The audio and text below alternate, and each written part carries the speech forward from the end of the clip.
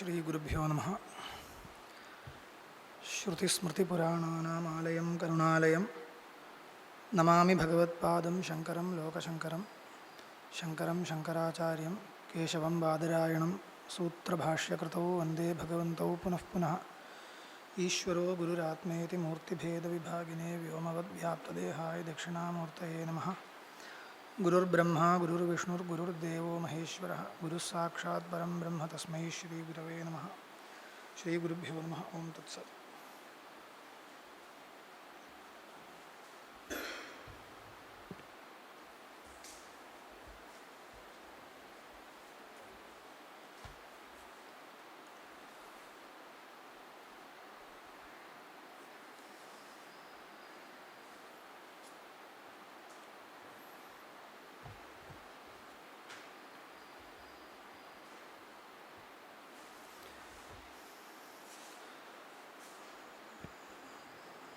முக்கியமாக ஒன்று ரெண்டு அதிகரணங்கள் இருக்கு. மூணாவது அத்தியாயத்தில் ரெண்டாவது பாதத்தில் உபயலிங்காதிகரணம்னு ஒரு அதிகரணம், அதுக்கு அடுத்த போல் பிரகிருதைதாவத்வாதிகரணம்னு ஒரு அதிகரணம். இது ரெண்டும் ரொம்ப சுருக்கமாக நான் சொல்ல போகிறேன், ஏன்னா அது ரொம்ப முக்கியமாக இருக்குது இந்த பிரகிருத விஷயத்தில். ஏன்னா இந்த உபயலிங்காதிகரணம் எதுக்காக வந்ததுனால், பிரம்மண நிர்விசேஷத்துவம் நிர்தாரயித்தும் அதிகரணம் ஆரம்பியதேன விசாரா. நிர்விசேஷந்தான் பிரம்மஸ்வரூபம் என்றது நிரூபணம் பண்ணுறதுக்காக வந்த அதிகரணம். அதுக்காகவே ஒரு அதிகரணம் இருக்குது. அதில் நஸ்தானதோபி பரஸ்ய உபயலிங்கம் சர்வத்ரஹி ஒரு ஆரம்பத்தில் சூத்திரம். ஸ்தானம் என்ற வார்த்தை உபாதி என்ற அர்த்தத்தில் சூத்திரக்காரர் பல தடவை பிரயோகம் பண்ணியிருக்கார். ஸ்தானம், ஸ்தானம்னா உபாதி. உபாதி மூலமாக தான் பரமாத்மாவினுடைய ரூபத்வயம். இந்த அதிகரணம் எப்படி ஆரம்பிக்கிறதுனா, நிர்குணஸ்ருதியும் இருக்குது சகுணஸ்ருதியும் இருக்குது. அப்படி இருக்கிறச்சே ரெண்டும் ஸ்ருதி தானே. அப்படி இருக்கும் பொழுது ரெண்டுத்துக்கும் வேலிடிட்டி ஒரே மாதிரி தான் இருக்குது. அப்போ நிர்குணந்தான் பிரம்மஸ்வரூபம் நீங்கள் எப்படி சொல்கிறீர்கள் என்ற கேள்வி, பிரசித்தமான கேள்வி.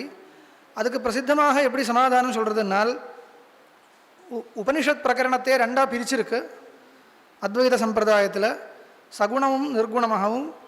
அதில் சகுண பிரகரணத்தில் எங்கே பார்த்தாலும் அந்த ஸ்வரூப நிரூபணம் பண்ணும் பொழுது அங்கே உபாசன விதி இருக்குது. உபாசனம் பண்ணணும், உபாசனத்துக்காக சகுணத்தை நிரூபணம் பண்ணுறது. சரி, உபாசனத்துக்காக நிரூபணம் பண்ணட்டும், அதனால் அது வாஸ்தவிகம் இல்லை, பரமார்த்தம் இல்லை என்றது எப்படி கிடைக்கிறது?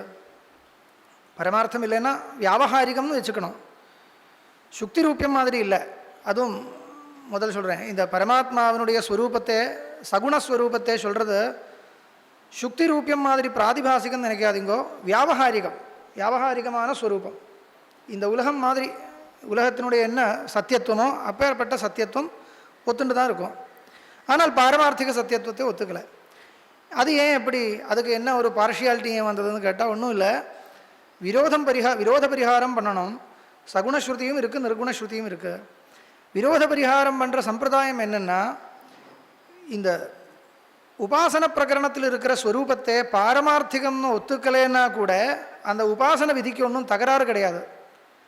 ஏன்னால் உபாசன விதி என்ன பண்ணுறது, இப்படி சிந்தனை பண்ணணும் விதிக்கிறது. அந்த அப்படி சிந்தனை பண்ணுறதுனால என்ன வரும், அதிருஷ்டம். அதிருஷ்டத்தினால பரமாத்மா அனுகிரகம், அதனால் ஏதோ ஒரு பலம் கிடைக்கிறது. அப்போ அதிருஷ்டத்துக்காக பரமாத்மா அனுகிரகம் கிடைக்கிறதுக்காக அந்த உபாசனம் பண்ணணும்னால், அந்த உபாசனத்தில் எப்படியெல்லாம் சிந்தனை பண்ணணுமோ அந்த ஸ்வரூபம் பாரமார்த்திக சத்தியமாக இருந்தால் தான் உபாசனம் பண்ண முடியும் என்றது கிடையாது. ஏன்னால் வியாபகாரிக சத்தியமாக இருந்தால் கூட சிந்தனை பண்ணணும், அவ்வளோதானே. சிந்தனம் பண்ணுறதுக்கு எத்தனையோ இடத்துல எத்தனையோ உபாசனா விதிகள் பார்த்தால் அதில் கால்பனிகமான ரூபந்தான் இருக்குது. யோஷாவாவ கௌதமா அக்னிஹின்னு இருக்குது.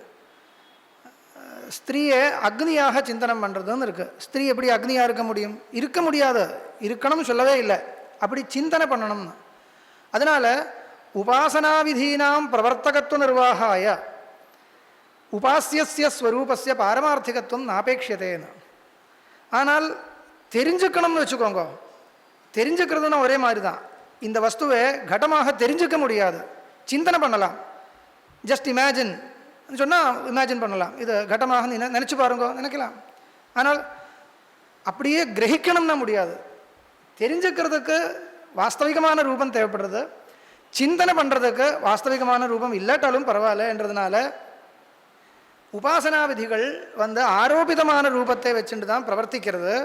அதனால் உபாசனா விதிகளுக்கு ஒன்றும் அப்பிராமான்யம் வரப்போகிறதில்லை. ஆனால் தெரிஞ்சுக்கிறதுக்காக மோட்சம் அடையிறதுக்கு எப்பேற்பட்ட ஸ்வரூபத்தை தெரிஞ்சுக்கணுமோ அந்த ஸ்வரூபத்தை உபதேசம் பண்ணும் பொழுது அந்த இடத்துல ரூபங்கள் தெரியறதில்லை, அரூபமாக இருக்குது. அதனால் நிர்குணஸ்வரூபந்தான் வாஸ்தவிகம் என்ற ஒரு சமாதானம் இருக்குது. அது மனசில் வச்சுட்டு தான் இந்த அதிகரணம் வாசிக்கணும். அதில் சூத்திரங்கள் எப்படி வருது பாருங்க. ந ஸ்தானதோபி உபாதி மூலமாக கூட பரஸ்ய பரமாத்மனஹ உபயலிங்கம் சர்வத்ரஹி. பரமாத்மனஹ உபயலிங்கம், ரெண்டு விதமான ஸ்வரூபம். உபயலிங்கம்னா உபயவிதம், சகுணஸ்வரூபம் நிர்குணஸ்வரூபம் ரெண்டும் இருக்குது. அதை உபாதியை வச்சுட்டு தான் நிர்வாகம் பண்ணணும். ஆனால் உபாதியை வச்சுட்டு வரக்கூடிய ரூபம் பாரமார்த்திகமாக இருக்கட்டுமேன்னு ஒரு கேள்விக்கு பதில் கொடுக்குறார். இல்லை, உபாதியை வச்சுட்டு வரக்கூடிய ரூபத்துக்கு பாரமார்த்திகத்துவம் கிடையாது. ந பேதாதிதி சேன்ன பிரத்யேக மதத்வச்சனாத் ந பிரம்ம ந நிர்விசேஷமேவ குதஹ பேதாத். ஒரு பூர்வபக்ஷ சூத்திரம். இது சேன்ன பிரத்யேகம் அதத்வச்சனாத், பிரத்யேகம் பிரத்யுபாதி அதத்வச்சனாத், அதத்ரூபஸ்ய அனுபாதிகஸ்ய ஏகரூபஸ்ய வச்சனாத் யச்சாயம் அஸ்யாம் பிருथिव्यां தேஜோமயः அமிர்தமயः புருஷः யச்சாயம் அத்தியாத்மः அத்தியாத்மம் ஷாரீரஸ்தேஜோமயः அமிர்தமயः புருஷः அயமேவ சோயமாத்மா. எல்லா வாக்கியமும் இப்போ இது மட்டும் இல்லை, எத்தனையோ இடத்துல காமிக்கலாம். உபாதியை வச்சுட்டு எங்கே பேதத்தை நிரூபணம் பண்ணுறதோ அங்கே எல்லா இடத்துலையும் அந்த கடைசியில் வாக்கியம் ஒரு அபேதத்தில் போய் முடிகிற மாதிரி அபேதத்தை சொல்லி தான் முடிக்கிறது. இந்த பிரசித்தமான அந்தர்யாமி பிரகரணத்தை பாருங்க. அதில் ஏகப்பட்ட 17 வாக்கியமோ 18 வாக்கியமோ இருக்குது, கிரமமாக இருக்குது. அதில் எல்லா வாக்கியமும் எஃப் பிருथिव्यां திஷ்டன் பிருथिव्याम् அந்தரஹாயம் பிருथिवी நவேத யஸ்ய பிருथिवी சரீரம் யஹ் பிருथिव्याम् அந்தரோ யமயதி ஏஷத ஆத்மா அந்தர்யாமியமிருதா யஹ அப்சு திஷ்டன் யஹ தேஜசி திஷ்டன் யஹ சு ஆதித்யே திஷ்டன் யஹ வாயவு திஷ்டன் எல்லாமே ஒரே மாதிரி வாக்கியம் வருது. அந்தர்யாமியை நிரூபணம் பண்ணி அந்த வாக்கியம் எப்படி போய் முடிகிறது பாருங்க. ஏஷத்தே ஆத்மா அந்தர்யாமி அமிர்தா, ஏஷா அந்தர்யாமி தே ஆத்மான, உன்னுடைய ஸ்வரூபம்னு அந்த தத்துவமசி மாதிரி போய் முடிகிறது. ஒவ்வொரு வாக்கியமும் எல்லா வாக்கியத்திலையும் கடைசியில் தான் யஹ ஆதித்யே திஷ்டன், ஆதித்யனுக்குள்ளே நின்றுண்டு ஆதித்யனுடைய ஸ்வரூபத்தை நிரூபணம் நியந்திரணம் பண்ணுற மாதிரி ஆதித்யனே தெரியாமல் ஒரு ஸ்வரூபம் இருந்துட்டு இருக்கு. அந்த ஸ்வரூபம் அந்தர்யாமியாக பகவானுடைய ஸ்வரூபத்தை நிரூபணம் பண்ணி கடைசியில் முடிக்கும் பொழுது ஏஷத்தே ஆத்மா அந்தர்யாமி, ஏஷா அந்தர்யாமி. இப்போ சொன்ன அந்தர்யாமி இருக்கே அதை அனுவாதம் பண்ணி தே ஆத்மா உன்னுடைய ஸ்வரூபம். இப்படி ஒவ்வொரு வாக்கியமும் இந்த மாதிரி தான் தெரிகிறது. அபிச்சைவம் ஏகே அபிச்சைவ ஏகே சாக்கின மனசைவ இதமாப்தவியம் நேஹனானாஸ்தி கிஞ்சனா மிருத்யோஸ்த மிருத்யுமாப்னோதி யைஹ நானேவ பஷ்யதி பேத நிந்தாம் வதந்தின்னு அர்த்தம். அதுக்கப்புறம் முக்கியமான சூத்திரம். இப்போ நிர்குணஸ்வரூபமும் இருக்குது, சகுணஸ்வரூபமும் இருக்குது. இது அதில் நிர்குணஸ்வரூபந்தான் பாரமார்த்திகம், சகுணஸ்வரூபம் பாரமார்த்திகம் இல்லைன்னு ஏன் சொல்கிறீங்கன்னு கேட்டால் அதுக்கு சமாதானம் பண்ணுறதுக்கு சூத்திரம் வந்திருக்கு. அரூபவதேவஹி தத்பிரதானத்வாத்னு சூத்திரம். அரூபவதேவஹி, அரூபவதேவஹி ரூபரஹிதமேவ பிரம்ம அவதாரணீயம் ந சரூபம் குதஹ அஸ்தூலமனனு அஹ்ரஸ்வம் அதீர்க்கம் இத்தியாதி நிஷேதசாஸ்திரஸ்ய தத்பிரதானத்வாத் அரூப பிரம்ம பிரதிபாதனபரத்வாத். அது அமுக்கிய வாக்கியம், அமுக்கியார்த்தக வாக்கியம் இல்லைன்னு அர்த்தம். தத்பிரதானம் அதத்பிரதானம் அப்படின்னால் ஏதோ ஒரு அர்த்தவாதம் மாதிரி வேறு ஏதோன்னு சொல்லி கொண்டு போயிடலாம், அப்படி முடியாது. அது ஸ்வார்த்த பிரதானமான வாக்கியமாக இருக்குன்னு காமிக்கிறார். அப்போது நனு தர்ஹி சவிசேஷஸ்ருதீனாம் காகதிஹி ஒரு கேள்வி, அதுக்கு பதில் கொடுக்கிறார். பிரகாசவச்சா வையர்த்தியாத். இந்த பிரகாச திருஷ்டாந்தத்தை சூத்திரக்காரர் ஒரு 10-12 இடத்துல உபயோகப்படுத்தியிருக்கார். பிரகாசவத்துன்னு. பிரகாசத்துக்கு என்ன, அது ஔபாதிகமாக பேதம்.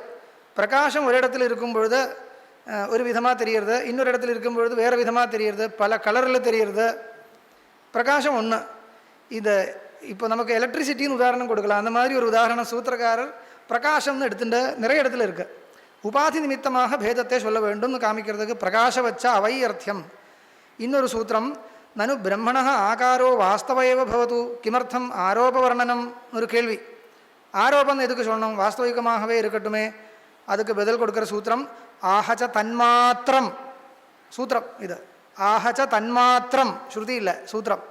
தன்மாத்திரம் சைதன்யமாத்திரம் விலக்ஷணஸ்வரூபாந்தரரஹிதம் பிரம்ம ஸ்ருதி ஆஹா. அப்பேற்பட்ட பிரம்மத்தை ஸ்ருதி அடிக்கடி சொல்கிறது.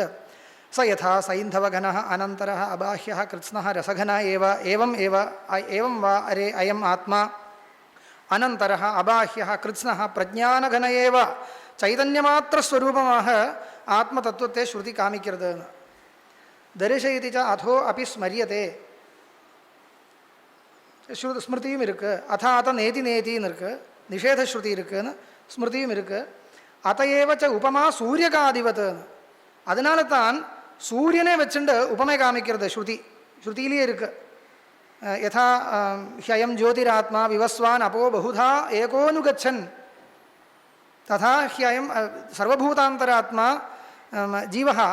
எப்படி இருக்குன்னா, ஒரே சூரியன் யதா ஹ்யயம் ஜோதிராத்மா விவஸ்வான் அப்போ பகுதா ஏகः அனுகச்சன் உபாதினா கிரியதே பேதரூபோ தேவः க்ஷேத்ரேஷ்வேவம் அஜோயமாத்மா. ஸ்ருதி இது, ஸ்மிருதி இல்லை ஸ்ருதி. பாருங்கோ, எப்படி விவஸ்வான் சூரியன் விவிதாக ஆபஹ அபஹ அனுகச்சன், ஒவ்வொரு ஜலத்தில் ஓரோ விதமாக தெரிகிறது. இது பிரசித்தமாக உபன்யாசகால் சொல்லுவார் இல்லையா, அது ஸ்ருதியிலே இருக்குது. அந்த உதாரணம் பளிச்சுன்னு இருக்கு பாருங்க.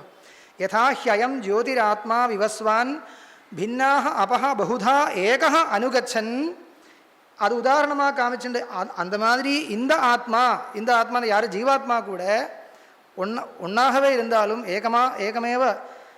ஏகரூபமாக இருந்தாலும் உபாதினா கிரியதே பேதரூபகான்னு. இது ஸ்மிருதி இல்லை ஸ்ருதி. அந்த உபாதின்ற வார்த்தையை போட்டிருக்கார். உபாதினா கிரியதே பேத ரூபா. அது கவனிக்கணும். பேதஸ்ய ரூபம் இவ ரூபம் எஸ்ய சஹா. பேதகான்னு சொல்லலை, உபாதினா பேத கிரியதேன்னு சொல்லலை. உபாதினா பேத ரூபா கிரியதே, பேதம் மாதிரி பண்ணப்படுறது. பேதஸ்ய ரூபம் இவ ரூபம் எஸ்ய சஹா பேத ரூபா கிரியதே. ஏவம் க்ஷேத்ரஹ க்ஷேத்ரேஷு, க்ஷேத்திரம் சரீரம், இதம் சரீரம் கௌந்தய க்ஷேத்திரம் இத்தியபிதீயதே. க்ஷேத்ரேஷு ஷரீரேஷு ஆத்மா. இந்த இடத்துல ஆத்மான்னு சொன்னால் பரமாத்மாவே சொல்கிறதுன்னு எடுத்துகிட்டு போக முடியாது. ஏன்னா க்ஷேத்ரேஷு சரீரத்தில் இருக்கிற ஜீவாத்மாவே சொல்கிறது. ஜீவாத்மாவுக்குள்ளே பேதம் உபாதி நிமித்தம் தானே ஸ்ருதியை சொல்கிறது. அது இங்கே சூரியகாதிகவத்தன்னு சூத்திரக்காரே எடுத்து காமிச்சிருக்கார்.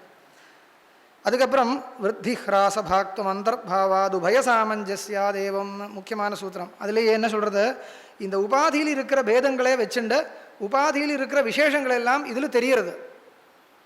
விருத்தி ஹ்ராச பாக்துவம், எப்படி அந்த சூரியனோ சந்திரனோ ஜலத்தில் பிரதிபிம்பிக்கும் பொழுது ஜலஸ்ய ஹ்ராசே சதி ஹ்ரசதி, ஜலஸ்ய விருத்தௌ சதி வர்த்ததே, ஜலஸ்ய சலனே சதி சலதி. தெரியறது இல்லையா? சம்ஸ்கிருதம் புரியுறது இல்லையா? ஜலத்தில் சலனம் இருந்தால் இந்த சந்திரனுக்கு சலனம் இருக்குது, இல்லைன்னா இல்லை. இந்த மாதிரி ஜலத்தை அனுசரித்து எப்படி அந்த பிரதிபிம்பத்துக்கு சலனம் ஏற்படுறதோ அந்த மாதிரி தான் இந்த உபாதியில் இருக்கிற அந்தக்கரணத்தையோ சரீரத்தையோ வச்சுண்டு ஆத்மாவுக்கு வித்தியாசங்கள் தெரியறதுன்னு காமிக்கக்கூடிய முக்கியமான சூத்திரம் விருத்தி ஹ்ராச பாக்துவம். அந்தர்பாவாத், சரீரத்தில் அந்தர்பவிக்கிறதுனால அந்த உபாதியில் ஸ்புரிக்கிறதுனால உபயசாமஞ்சஸ்யாதேவம்னு சூத்திரம் வருது. ரொம்ப விஸ்தாரமாக சொல்லலை, அது அவ்வளோதான், டைம் இருக்காது இல்லையா? அதனால் அந்த மாதிரி ஒரு பெரிய ஒரு அதிகரணம் இருக்குது. இன்னும் சில விஷயங்கள் நான் சொல்லலை, அது அவ்வளோதான் போகும். இன்னும் அடுத்த அதிகரணம் பிரகிருதைதாவத்வாதிகரணம்னு ஒரு அதிகரணம். இதில் பிரகிருதைதாவத்வம் ஹி பிரதிஷேததி ததோ பிரவீதி ச பூயஹான்னு ஒரு சூத்திரம். இதில் மூர்த்தாமூர்த்த பிராமணம்னு ஒரு இடம் பிருஹதாரண்யகத்தில் வருது. அதில் பிரபஞ்சத்தினுடைய ஸ்வரூபத்தை அத்தனையும் வர்ணனம் பண்ணி நேதி நேதி ஆரம்பிக்கிறது. துவேவாவ பிரம்மணோ ரூபே மூர்த்தஞ்சைவா மூர்த்தஞ்சான்னு ஆரம்பித்த ஒரு பிரகரணம். அத ஆதேசா, பிரம்மத்தினுடைய உபதேசம். எப்படி பிரபஞ்சஸ்வரூபம் இப்படி இருக்குன்னு சரி நான் ஒத்துக்கிறேன், இனிமேல் பிரம்மத்தினுடைய பிரம்மத்தை சொல்லிக் கொடுங்கோன்னு கேட்ட கேள்விக்கு பதில் கொடுக்கிறார். அதாத ஆதேஷோ நேதி நேதி நஹ்யேதஸ்மாதிதி நேத்தியன்யத் அபரமஸ்தி. இது இல்லை தள்ளிண்டு தான் பிரம்மத்தை தெரிஞ்சுக்கணும்னு சொல்கிறார். இப்போ ஒரு சகுணஸ்வரூபத்தை தான் உபதேசம் பண்ண நினைக்கிறாருனால் அது அப்படியே உபதேசம் பண்ணலாம் இல்லையா? பாசிட்டிவாக சொல்லலாம் இல்லையா? ஏன் நெகட்டிவாக சொல்கிறது? இப்போ இவர் சொல்கிறார், இந்த அதிகரணத்தில் ஏன் அதை எடுத்திருக்காருனால் அதாத ஆதேஷோ நேதி நேதி, பிரம்மத்தினுடைய ஆதேசம் உபதேசம் எப்படி இது இல்லை இது இல்லை இது இல்லை தான். எது திருஷ்யமாக எதெல்லாம் தெரியறதோ அது இல்லை அது இல்லைன்னு தள்ளி எதை தள்ள முடியாதோ அங்கே போய் நிறுத்தணும். நிஷேதம் பண்ண ஆரம்பிச்சாச்சுன்னா எல்லாத்தையும் நிஷேதம் பண்ணணும். தைரியமாக நிஷேதம் பண்ணுங்க. ஒரு இடத்துல போய் நிற்கும். எங்கே போய் நிற்கும்? நிஷேதம் பண்ணுறதுனுடைய ஸ்வரூபம், அதை நிஷேதம் பண்ண முடியாது. அது நிஷேதம் பண்ணியாச்சுன்னா நிஷேதமே வராது இல்லையா? நிஷேதம் பண்ணோன்னா அந்த ஸ்வரூபம் பாக்கி இருக்கணும் இல்லையா? அதனால் அந்த ஸ்வரூபத்தை மட்டுமாக பரிசேஷம் பண்ணுற மாதிரி பிரம்மஸ்வரூபத்தை சொல்லிக் கொடுக்கக்கூடிய இடம். இந்த இடத்தை வச்சுட்டு ஒரு அதிகரணம் பெருசாக வந்திருக்கு. பிரகிருத ஏதாவத்வம் ஹி பிரதிஷேததி ததோ பிரவீதி ச பூயஹான்னு சூத்திரம். பிரகிருதம் ஏதாவத்வம் பிரதிஷேததி. பிரகிருதம் எது ஏதாவத்வம், அது என்ன? பிரபஞ்சத்தினுடைய அத்தனை திருஷ்யஸ்வரூபத்தையும் பிரகிருத்தமாக சொல்லப்பட்டிருக்கு. அதுக்கு முன்னாடி பிரபஞ்சஸ்வரூப நிரூபணம் தான் இருக்குது. மூர்த்தஞ்சா அமூர்த்தஞ்சான்னு சொல்லி பிரபஞ்சத்தை பூர்ணமாக நிரூபணம் பண்ணி ஏதாவது எது அஸ்தி ஏதாவத்துவம் பிரம்மத்தோடு சேர்ந்தது கிடையாது. அது பிரதிஷேததி. அது சூத்திரம் பாருங்க. பிரகிருத ஏதாவத்வம் பிரகிருதம் எது ஏதாவத்வம் தத்கலு பிரதிஷேததி ததோ பிரவீதி ச பூயா. அப்படி இல்லை, எல்லாமே நெகட்டிவாக போயிடுமே, இது என்ன சூன்யவாதமோ? இல்லை, சூன்யவாதம் இல்லை. அதுக்கு கடைசியில் ஏதோ ஒரு ஸ்வரூபத்தை பாக்கியாக நிறுத்துறது. அதுதான் நம்மளுடைய பிரம்மஸ்வரூபம். தெரிஞ்சுக்கணும்னு. ஏன் இப்படி ஒரு ரீதி பாசிட்டிவாக சொல்லலாமே என்ற கேள்விக்கு சாட்சாதேவ இத்தம் பிரம்மான்னு சொல்லி உபதேசம் பண்ணியிருக்கணுமே. ஏன் இப்படி நேத்தின்னு சொல்கிறதுன்னு கேள்விக்கு அடுத்த சூத்திரம் பதில் கொடுக்கறது. தது அவ்யக்தமாக ஹி. அது அவ்யக்தம். அவ்யக்தம்னா என்ன அர்த்தம்? ஏதோ ஒரு பிரகாரத்தை வச்சுட்டு நிரூபணம் பண்ண முடியாத ஒரு ஸ்வரூபம் உடையது அது. அதனால தான் ஸ்ருதி இந்த ரீதியை ஆசிரியிக்கிறதுன்னு. அது சூத்திரம் பாருங்கோ. தது அவ்யக்தம் ஆஹஹி. ஆஹஹி அப்படி தானே சொல்லப்பட்டிருக்கு. ந சக்ஷுஷா கிரஹியதே நாபி வாஜா ந அந்யைர் தேவைஹி தபசா கர்மணாச்சா. எதனாலையும் பிடிக்க முடியாதுன்னு இருக்குது. ஏதோ வாச்சோ நிவர்த்தந்தேன்னு இருக்குது. அதனால தான் ஸ்ருதி இந்த மாதிரி சொல்கிறது. தது அவ்யக்தம் ஆஹஹின்னு சூத்திரம். அப்பிச்ச சம்ராதனே பிரத்யக்ஷானுமானாபியாம். அவ்யக்தமாக இருந்தால் எப்படி? அதுக்கு என்ன பிரமாணம்னு? சம்ராதனைனா நிதித்தியாசன திசையில் தெரியறது, சூக்ஷ்மமான அந்த ஸ்வரூபம் தெரியறதுன்னு. பிரகாஷாதிவச்சா வைசேஷ்யம். பிரகாஷ திருஷ்டாந்தம் திருப்பி கொடுத்துருக்கார். அத்தः அனந்தேன ததாஹி லிங்கம். அனந்தேன பிரம்மணா சக ஐக்கியம் சொல்கிறதுன்னு இந்த சூத்திரத்தில். உபயவியபதேசாத்வா ஹி குண்டலவத் பிரகாஷாசிரயத்வாத் தேஜஸ்வா பிரகாஷாசிரயவத்வா தேஜஸ்வாத் பூர்வவத்வா பிரதிஷேதாச்சா. இந்த அதிகரணம் கூட கொஞ்சம் விஸ்தாரமாக சொல்லி தான் ஆகணும். நான் விடுறேன். இன்னும் அதில் அத்வைதத்துக்கு அனுகூலமான பல விஷயங்கள் இருக்கட்டும். இன்னும் கொஞ்சம் பின்னாடி வரேன். கடைசியில் சதுர்த்தாத்தியாயத்துக்கு இன்னும் வரல. நான் போனோம் 10 மணி வரைக்கும் சொல்லலாம்னு நினச்சிட்டு இருக்கேன். இப்போ நான் நிரூபணம் பண்ணின அதிகரணங்கள் 3வது அத்தியாயத்தில் 2வது பாதத்தில். இப்போ நான் திருப்பி பிரதம அத்தியாயத்துக்கு வரேன். அங்கே ஆனுமானிக அதிகரணம்னு ஒரு அதிகரணம் இல்லையா? அதில் இவர் எடுத்து காமிச்சிருக்கார்.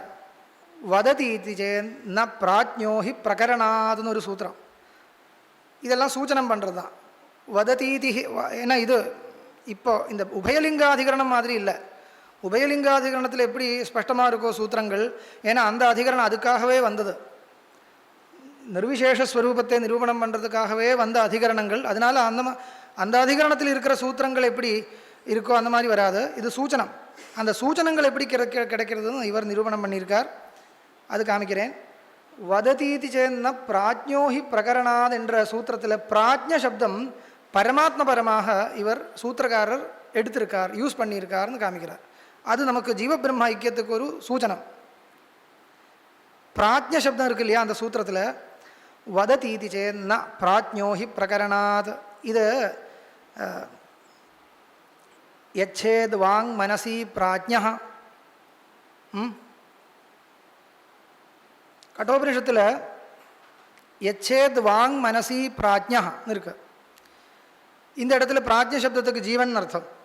வாக்கு மனசி நியச்சேத். கஹா பிராஜ்ஞா. கடவுள்னு அர்த்தம் இல்லை, பரமாத்மான்னு அர்த்தம் இல்லை. அந்த சாதனையை உபதேசம் பண்ணக்கூடிய இடம். வாங்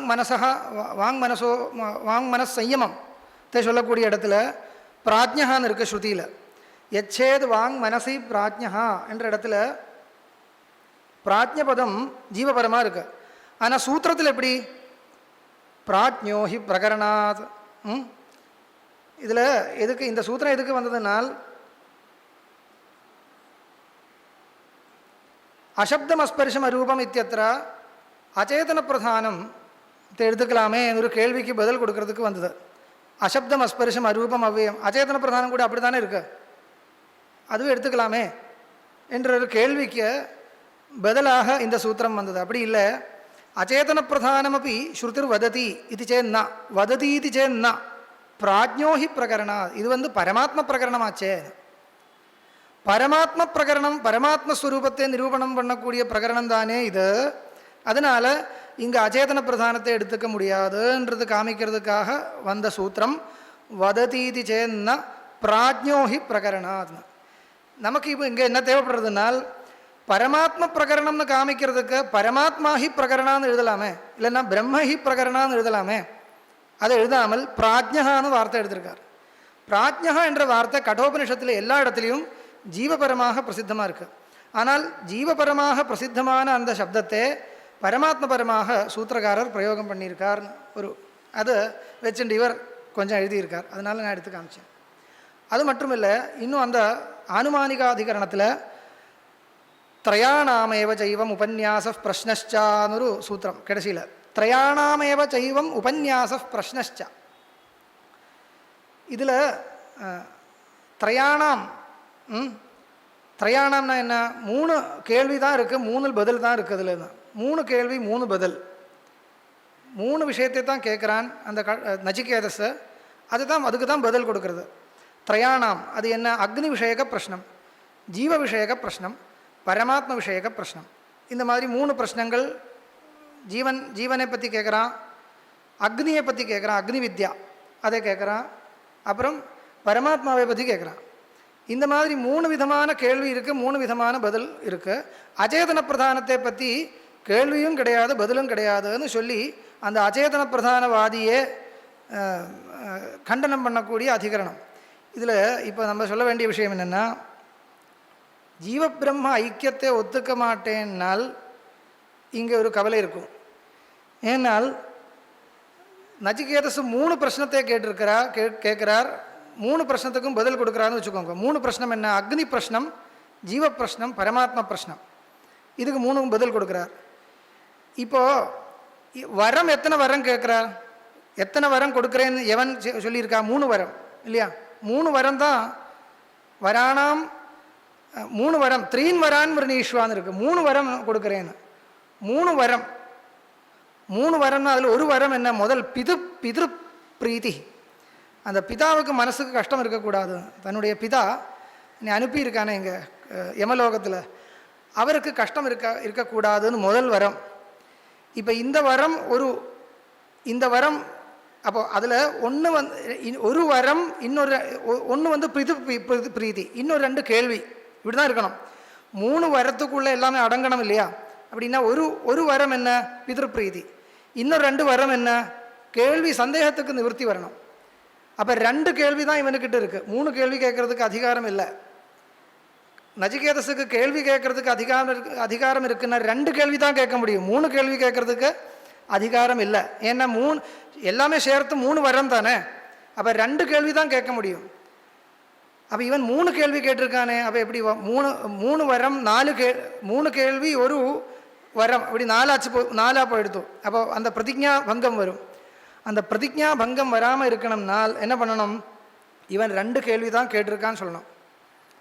நச்சிகேதஸ் 2 கேள்வி தான் கேட்டிருக்கான், 3 கேள்வி கேட்கவே இல்லை. அது எப்படி, அக்னி விஷயமாக்கமாக பிரச்சனை பண்ணியிருக்கான், ஜீவ விஷயகமாக பிரச்சனை பண்ணியிருக்கா, பரமாத்ம விஷயகமாக பிரச்சனை பண்ணியிருக்கான். 3 கேள்வி இருக்கு இல்லையா. இல்லைங்கிறார் அத்வைதிகள். ஏன்னா ஜீவ பிரச்சனமும் பரமாத்ம பிரச்சனம் ஒன்று தான். அப்படி இல்லாமல் நீங்கள் அது 2 வித்தியாசமான கேள்வின்னு சொன்னால் அப்போ 3 கேள்வி ஒரு வரம் எல்லாமே சேர்த்து 4 போயிடும். அந்த பிரதிஜைக்கு பங்கம் வரும். அது இல்லாமல் இருக்கணும்னால் ஜீவ விஷயக பிரச்சனவும் பரமாத்ம விஷயக பிரச்சனவும் ரெண்டு கேள்வி இல்லை, அது ஒரு கேள்வி. அது எப்படி கேட்டால் ஜீவ பரமாத்மா ஐக்கியம் இருக்கிறதுனால ஜீவன் ஆத்மஸ்வரூபத்தை சொல்லிக் கொடுங்கோன்னு கேட்டால் ஆத்மஸ்வரூபம் சம்சாரத்தில் தெரியக்கூடிய நான் தெரியக்கூடிய ஒரு ஸ்வரூபம், அதை தாண்டி தாண்டி போய் அதை நியந்திரணம் பண்ணக்கூடிய கடவுளுடைய ஸ்வரூபம், எல்லாமே தாண்டி நிர்குணஸ்வரூபம், எல்லாமே சேர்ந்து ஒரே ஸ்வரூபந்தான். ஸ்வரூபம் பலவிதமாக இல்லை, பலவிதமாக தெரியறது. இப்படி வச்சுட்டு பார்த்தால் அந்த ஜீவ பிரச்சனத்தையும் பரமாத்ம பிரச்சனத்தையும் ஒன்றா சேர்த்துண்டு அந்த பிரதிஜை பரிபாலனம் பண்ண முடியும், இல்லைன்னா முடியாதுன்னு பாஷ்யத்திலேயே இருக்குது. அப்புறம் இந்த பரமாத்ம பிரகரணத்தில் இந்த வாக்கியான்வயாதிகரணம்னு அதிகரணம், வாக்கியான்வயாதிகரணம்னு ஒரு அதிகரணம் வருது. அதில் அது பிருஹதாரண்யகத்தில் ஒரு மைத்ரேயி பிராமணத்தை அதிகரித்த ஒரு அதிகரணம் வருது. அதில் அது பரமாத்ம பிரகரணம்னு தீர்மானம் ஆயிடுத்து. பரமாத்மாவை பற்றி சொல்லக்கூடிய பிரகரணம் தீர்மானம் ஆயிடுத்து. பரமாத்மாவை பற்றி சொல்லக்கூடிய பிரகரணமாக இருந்தால் அங்கே ஒரு கவலை ஏற்படுறது என்னென்னா, அந்த பிரகரணத்துடைய உபக்கிரமத்தில் ஜீவனுடைய போக்திருஸ்வரூபம் தெரிகிறது, போக்தாவினுடைய ஸ்வரூபம் தெரிகிறது. ஆனால் பரமாத்ம ஸ்வரூபத்தில் போய் முடிகிறது. இந்த மாதிரி எத்தனையோ இடங்கள் இருக்குது. இது மற்றும் இல்லை, எத்தனையோ இடத்துல ஜீவஸ்வரூபத்தில் ஆரம்பித்து போய் போய் போய் பரமாத்ம ஸ்வரூபத்தில் முடிகிறது. இந்த மாதிரி எல்லா பிரகரணங்களும் அத்வைதிகளுக்கு அனுகூலம். ஏன்னா ஜீவ பரமாத்மா ஐக்கியத்தை ஒத்துண்டிருக்கிறதுனால இது எங்கே போய் டைவர்ட் ஆகிறதுனே தெரியாமல் இருக்கும். அந்த மாதிரி இருக்குது. ஸ்ருதியில் பல பிரகரணங்கள் ஜீவஸ்வரூபத்தை சொல்லி ஆரம்பிக்கிற மாதிரி தோன்றது, எங்கேயோ போய் அது போய் போய் உபாதிகளெல்லாம் போய் பரமாத்ம ஸ்வரூபத்தில் போய் முடிகிற மாதிரி இருக்குது. இந்த இடத்துல பரமாத்ம பரம் இதம் பிரகரணம் எதி சியாத் தர்ஹி ஜீவேன உபக்கிரம கதம் ஒரு கேள்வி வந்தது. இது பரமாத்ம பிரகரணமாக இருந்தால் அப்போ உபக்கிரமத்தில் ஏன் ஜீவனை சொல்லி உபக்கிரமம் பண்ணுறதுன்னு ஒரு கேள்விக்கு பதில் கொடுக்கறதுக்கு 3 ஆச்சாரியாளுடைய மதத்தை அனுவாதம் பண்ணியிருக்கார். பிரதிஜா சித்தேர் லிங்கம் ஆஸ்மரத்யா உத்கிரமிஷ்யத ஏவம் பாவாதித்ய ஔடுலோமிஹி அவஸ்திதேரிதி காஷகிருத்ஸ்னஹான்னு 3 ஆச்சாரியாளுடைய மதம். இது இந்த பிராசங்கிகமாக உதாரணம் பண்ணுறேன். இதில் பாதராயணர் என்ன பண்ணுறார், 3வது மதத்தை தன்னுடைய மதமாக ஒத்துண்டிருக்கார். அது என்ன மதபேதம்னால் கேள்வி என்ன, இது பரமாத்மாவை நிரூபணம் பண்ண வேண்டிய பிரகரணமாக இருந்தால், பரமாத்ம பிரகரணமாக இருந்தால் ஜீவேன உபக்கிரம கதம், அதுக்கு தானே பதில் கொடுக்கணும். அதுக்கு ஒரு ஆச்சாரியன் கொடுக்குற பதில் என்ன, பிரதிஜா சித்தேர் லிங்கம் ஆஸ்மரத்யான்னு. அந்த சூத்திரத்துக்கு நான் அது கொஞ்சம் விசேஷமாக நிரூபணம் பண்ணோம். அது தாத்பரியம் என்னென்னா, அவர் பேதாபேதவாதி, பேதாபேதவாதத்தை வச்சுண்டு இதை சமாளிக்கலாம், இது சரிப்படுத்தலாம். பேதாபேதம், ஜீவனுக்கும் பரமாத்மாவுக்கும் பேதமும் அபேதமும் இருக்குது, ரெண்டுமே இருக்குது. அதில் ஸ்ருதி சில சமயத்தில் அபேதத்தை வச்சுட்டு விவகாரம் பண்ணுறது, சில சமயத்தில் பேதத்தை வச்சுட்டு விவகாரம் பண்ணுறது. இந்த பேதாபேதவாதத்தை தான் பாஸ்கராச்சாரியால் தன்னுடைய மதமாக ஒத்துண்டிருக்கார். ஆனால் அது இங்கே பூர்வபட்சமாக தான் வேதவியாச சூத்திரத்தில் அப்படி தான் தெரியுறது, சித்தாந்த பட்சமாக தெரியல, பூர்வபட்சமாக கொண்டு வந்திருக்கார். பேதமும் இருக்குது அபேதமும் இருக்குது இல்லையா, அதனால் அபேதம் இருக்கிறதுனால அபேதாம்சத்தை வச்சுட்டு சில விவகாரங்கள் நடக்கிறது ஸ்ருதியில், பேதாம்சத்தை வச்சுட்டு வேறு சில விவகாரங்கள் நடக்கிறதுன்னு. இது அத்வைத மதம் இல்லையா கேட்டால் அத்வைத மதம் இல்லை. ஏன்னால் அத்வைத மதத்தில் அபேதம்தான் இருக்குது. விசிஷ்டசிய இப்போது அத்வைத மதம் எப்படின்னா பிரமிக்கக்கூடாது. நீங்கள் சுத்தஸ்வரூபத்தை வச்சுட்டு பார்த்தால் அபேதம்தான் இருக்குது, அபேதம்தான்.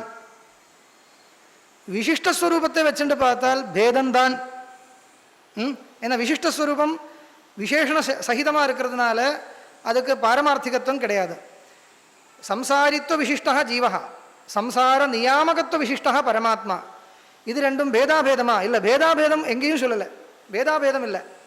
இது விசிஷ்டஸ்வரூபத்துக்கு பேதம்தான், சுத்தஸ்வரூபத்துக்கு அபேதம்தான், அவ்வளோதான், நடுவில் கிடையாது. பேதாபேதம்னு ஒரு பட்சம் இருக்குது, அது இந்த இடத்துல இல்லை. அது பேதாபேதம் இருக்குது, அது இந்த இடத்துல சொல்லக்கூடிய ஜீவேஸ்வரையோர் பேதாபேதம்னு கிடையாது. சரி, இவர் பேதாபேதவாதியாக இருக்கிற அந்த ஆச்சாரியன் என்ன சொல்கிறார், பிரதிஜா சித்தேர் லிங்கம் ஆஸ்மரத்யா. அந்த பிரதிஜையை சமர்த்தனம் பண்ணுறதுக்காக பேதாபேதவாதத்தை ஒத்துக்கணும். பிரதிஜைன்னு என்ன, ஏக விஜானின்னு சர்வ விஜான பிரதிஜைன்னு இருக்குது. அதனால் பேதாபேதவாதத்தை ஒத்துண்டு தான் இங்கே சமாளிக்க முடியும், வேறு விதமாக முடியாதுன்னு அவர் சொல்லியிருக்கார்.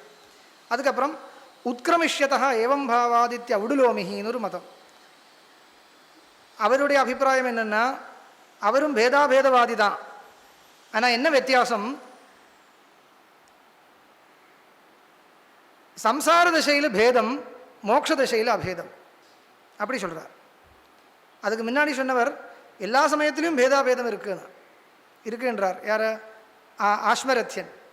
எல்லா சமயத்திலையும் பேதாபேதம் இருக்குது, எப்பொழுதும் பேதமும் இருக்குது அபேதமும் இருக்குது, எல்லா சமயத்திலையும் இருக்குது, அது ஒன்றும் மாறதே இல்லை. இந்த ஔடுலோமி அப்படி சொல்லலை, பேதமும் இருக்குது அபேதமும் இருக்குது, ஆனால் பேதம் இருக்கிறச்சே அபேதம் கிடையாது, அபேதம் இருக்கிறச்சே பேதம் கிடையாது. அப்போ ரெண்டு தசையில், இப்போ யௌவனம் இருக்கும்பொழுது வார்த்தக்கியம் கிடையாது, வார்த்தக்கியம் இருக்கும்பொழுது யௌவனம் கிடையாது, ஒருத்தருக்கே யௌவனமும் வார்த்தக்கியமும் இருக்குதுன்னு சொல்கிற மாதிரி. ஒருத்தனுக்கே யௌவனமும் இருக்குது வார்த்தக்கியமும் இருக்குது, யௌவனம் இருக்கும்பொழுது வார்த்தக்கியம் இருக்கா? கிடையாது. அந்த மாதிரி சம்சார தசையில் பேத ஏவா, மோட்ச தசையில் அபேதம்தான். அதனால் பேதமும் அபேதமும் இருக்குது இல்லையா? அப்போது அந்த உபக்கிரமத்தில் ஜீவனே ஏன் சொல்கிறதுனா, அபேதம் இருக்கிறதுனால மோட்ச தசையில் இருக்கிற அபேதத்தை வச்சுட்டு ஜீவன் உபக்கிரமத்தில் இருக்குதுன்னு அவர் சொல்கிறார். ஆனால் இது ரெண்டுமே ஒத்துக்க முடியாதுன்னு சொல்லி அவஸ்திதேரிதி காஷகிருத்ஸ்னஹான்னு சூத்திரம், இதுதான் சித்தாந்த பட்சமாக வச்சுட்டுருக்கார். ஏன்னா கடைசியில் பட்சம் அதுதான். அவஸ்திதேரிதி காஷகிருத்ஸ்னஹா, காஷகிருத்ஸ்னஹான்னு ஒரு ஆச்சாரியன், அவர் தான் முக்கிய அத்வைதி. மற்றவா எல்லாம் இது அத்வைதத்தினுடைய ஏகதேசிகள் மாதிரி இருக்கார். இவா அப்படி தான் ஒத்துட்டுருக்கார். அத்வைதத்தை கொஞ்சம் சரியாக புரியாத மாதிரி சொல்கிற மாதிரி இருக்கார், அவ்வளோதான். இவர் அவஸ்திதேரிதி காஷகிருஷ்ணா என்ற சூத்திரம் பாருங்க. அவஸ்திதேஹ சம்சாரதசாயாமபி பிரம்மண ஏவ ஜீவபாவேன அவஸ்திதேஹன. பரமாத்ம பிரகரணத்திலேயே ஜீவனே சொல்லி உபக்கிரமத்தில் ஜீவன் ஏன் தெரியறது? இல்லைப்பா, சம்சார தசையில் பரமாத்மா தானே ஜீவபாவத்தில் இருந்துட்டு இருக்கார், அதனாலன்னு. அந்த சம்சார தசையில் பேதம், மோட்சத்தில் அபேதம் அப்படி இல்லை. சம்சார தசையிலும் இந்த அபேதம் அங்கேயும் இருக்குது, எங்கேயும் போகலை, அங்கே தான் இருக்குது. ஆனால் அது அவித்தியினால் ஆவர்த்தமாக இருக்குன்னு என்ற அபிப்பிராயத்தில் சூத்திரம், அது சூத்திரத்தில் சுவாரஸ்யம் பாருங்க. அவஸ்திதேஹே, அவஸ்திதின்னா என்ன? சம்சார தசாயாமபி பிரம்மண ஏவ ஜீவபாவேன அவஸ்திதேன்னு அப்படி அர்த்தம் போட்டிருக்கார். அது அப்படி இருக்கட்டும், அவ்வளோதான்.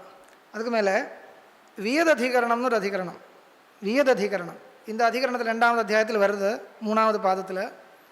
அதில் ஆகாசத்துக்கு உற்பத்தி இருக்கா இல்லையான்னு ஒரு விசாரம். ஆகாசம் இருக்கு இல்லையா, ஆகாசத்துக்கு உற்பத்தி கிடையாதுன்னு நையாயிகால் சொல்லுவார். மற்றபடி எல்லோருமே அப்படி தான் சொல்லுவார். ஆனால் வேதாந்த சித்தாந்தத்தில் ஆகாசத்துக்கு உற்பத்தி இருக்குது. ஏன்னா ஆத்மனஹா ஆகாச சம்பூதான்னு உற்பத்தி தெரியுறதே, அதனால் உற்பத்தி இருக்குது. அந்த ஸ்ருதிக்கு முக்கியார்த்தம் எடுக்க வேண்டாம் அப்படியெல்லாம் பூர்வபக்ஷம் பண்ணி அதுக்கு பதில் கொடுத்துருக்கார். ஆகாசத்துக்கு உற்பத்தி இருக்குதுன்னு தீர்மானம் ஆயிடுத்து. நமக்கு அது சொல்கிறதுக்காக வரல.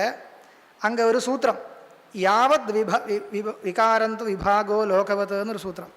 யாவத் விகாரந்து விபாகோ லோகவத், யாவத் விகாரந்து விபாகோ லோகவத், இந்த சூத்திரம் நமக்கு தேவைப்படுறது. ஏன்னா இந்த சூத்திரத்தை என்ன சொல்கிறது, விபாகம் இருக்குன்னா அதுக்கு விகாரம் இருக்கணும். பிரம்மத்தை பிரிஞ்சு விபக்தமாக இருக்குது, விபக்தம்னா வேறாக இருக்குது, வேற பிரம்மம் இல்லைன்னு சொல்கிறதா இருந்தால் அதுக்கு உற்பத்தி சொல்லணும். ஆகாசம் பிரம்மமா? பிரம்மம் இல்லை. பிரம்மம் இல்லைன்னு சொன்னால் பிரம்மஸ்வரூபத்தோடு சேர்ந்ததில்லை. பிரம்மஸ்வரூபம் ஆகாசம் பிரம்மஸ்வரூபம்னு சொல்லக்கூடாது, பிரம்மஸ்வரூபத்தில் அத்தியாசம் பண்ணப்பட்டிருக்கு, அவ்வளோதான். பிரம்மஸ்வரூபம் ஆகாச விசிஷ்டம் சொல்லக்கூடாது இல்லையா, அப்படின்னா விசிஷ்டாத்வைதமாக போயிடும். பிரம்மஸ்வரூபம் சுத்தமாக தான் இருக்குது, அதில் ஆகாஷாதி பிரபஞ்சம் தாதாத்மியன அத்தியஸ்தமாக இருக்குன்றது வேதாந்த சித்தாந்தம். ஆத்தியாசிகமாக ஐக்கியம், வாஸ்தவிக ஐக்கியம் இல்லை. ஜெகத்துக்கும் பிரம்மத்துக்கும் ஐக்கியம் சொல்கிறது உண்டு, ஆனால் அது எப்பேற்பட்ட ஐக்கியம்? அத்தியாசத்தை வச்சுட்டு சொல்லக்கூடிய ஐக்கியம். ஜீவனுக்கும் பிரம்மத்துக்கும் சொல்லக்கூடிய ஐக்கியம் வாஸ்தவிக ஐக்கியம், அது நன்றாக கிரகிக்கணும். அப்படி இருக்கிறச்சே இந்த ஆகாசத்துக்கு உற்பத்தி இருக்குன்னு எப்படி சமர்த்தனம் பண்ணுறார் சூத்திரக்காரர்னால், ஆகாசம் பிரம்மத்தினுடைய ஸ்வரூபத்தோடு சேர்ந்ததா இல்லையா? இல்லைன்னு சொல்லணும். ஆகாசம் பிரம்மத்தினுடைய ஸ்வரூபத்தில் சேருமா? சேராது. அப்படின்னா உற்பத்தி சொல்லி தான் ஆகணும். இல்லைன்னா பிரதிஜா பங்கம் வரும். ஏக விஜானின சர்வ விஜான பிரதிஜைக்கு பங்கம் வரும்னு சொல்லி ஆகாசத்தினுடைய உற்பத்தியை சமர்த்தனம் பண்ணுற சூத்திரம் பாருங்கோ. யாவத் விகாரந்து விபாகோ லோகவத். இந்த சூத்திரத்தினால என்ன தெரிகிறது? எதெல்லாம் பிரம்மஸ்வரூபத்திலிருந்து விபக்தமாக இருக்கோ அதுக்கு உற்பத்தி சொல்லி ஆகணும். எதெல்லாம் பிரம்மஸ்வரூபத்திலிருந்து விபக்தமாக சொல்கிற ஆயிருக்கோ அதுக்கு உற்பத்தி சொல்லி ஆகணும்னு. அப்படி இருந்தால் இந்த ஜீவனானவன் பிரம்மஸ்வரூபத்திலிருந்து விபக்தம்னு சொல்கிறதா இருந்தால் அதுக்கு உற்பத்தி சொல்ல வேண்டியதாக போயிடும். ஜீவனுக்கு உற்பத்தி சொல்ல முடியாது என்றது அதுக்கு ஒரு அதிகரணம் தனி இருக்குன்னா ஆத்மா அஸ்ருதே நித்தியத்வாச்ச தாபியான்னு ஒரு அதிகரணமே இருக்கு. ந ஆத்மா அஸ்ருதேஹே ஆத்மனः உற்பத்தி பிரகரணே ஆத்மனः உற்பத்தேஹ அஸ்ரூயமானத்வாத் நித்தியத்வாச்ச தாபியா. ஸ்ருதியை ஆத்மாவினுடைய நித்தியத்துவத்தை சொல்கிறது, உற்பத்தி கிடையாது என்றது.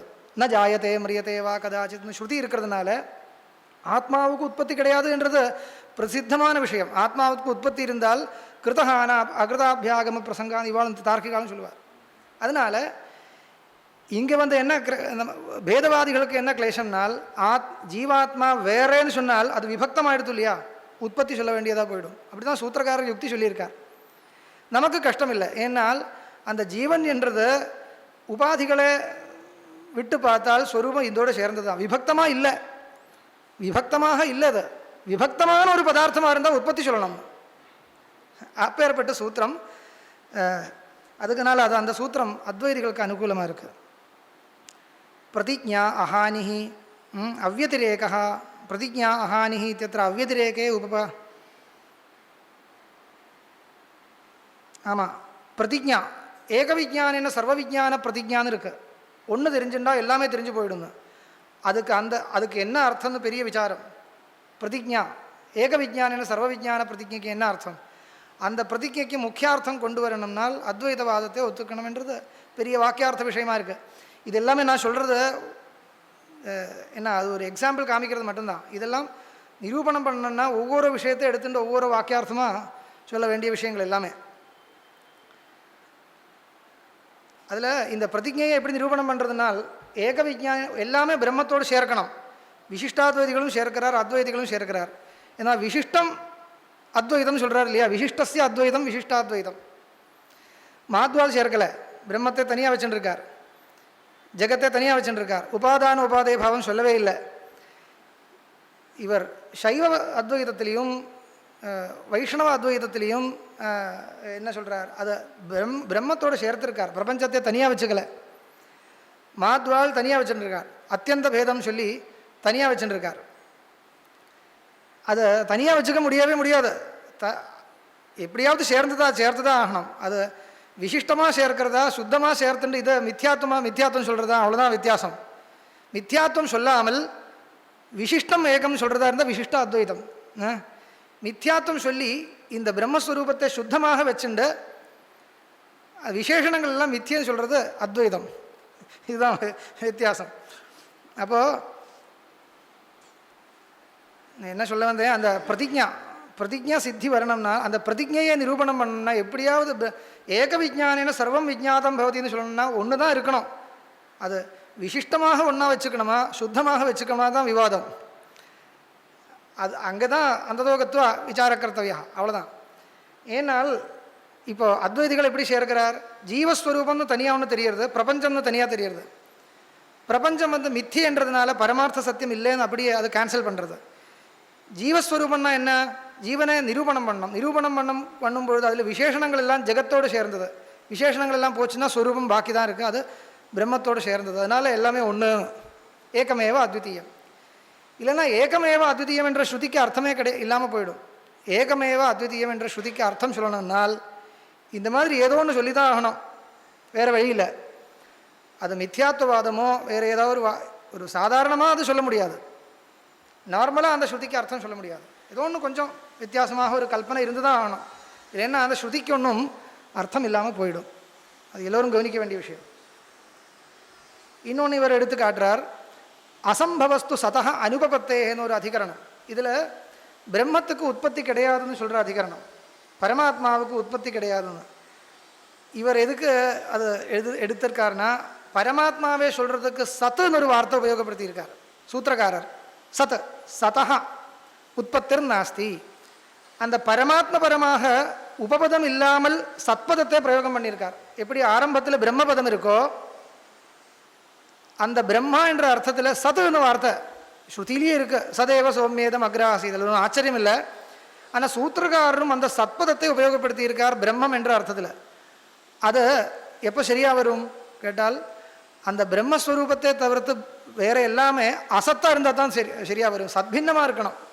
இது ஒன்று தான் சத்து. அப்போ தானே அந்த சத்து என்ற வார்த்தை அங்கே உபயோகப்படுத்த முடியும்.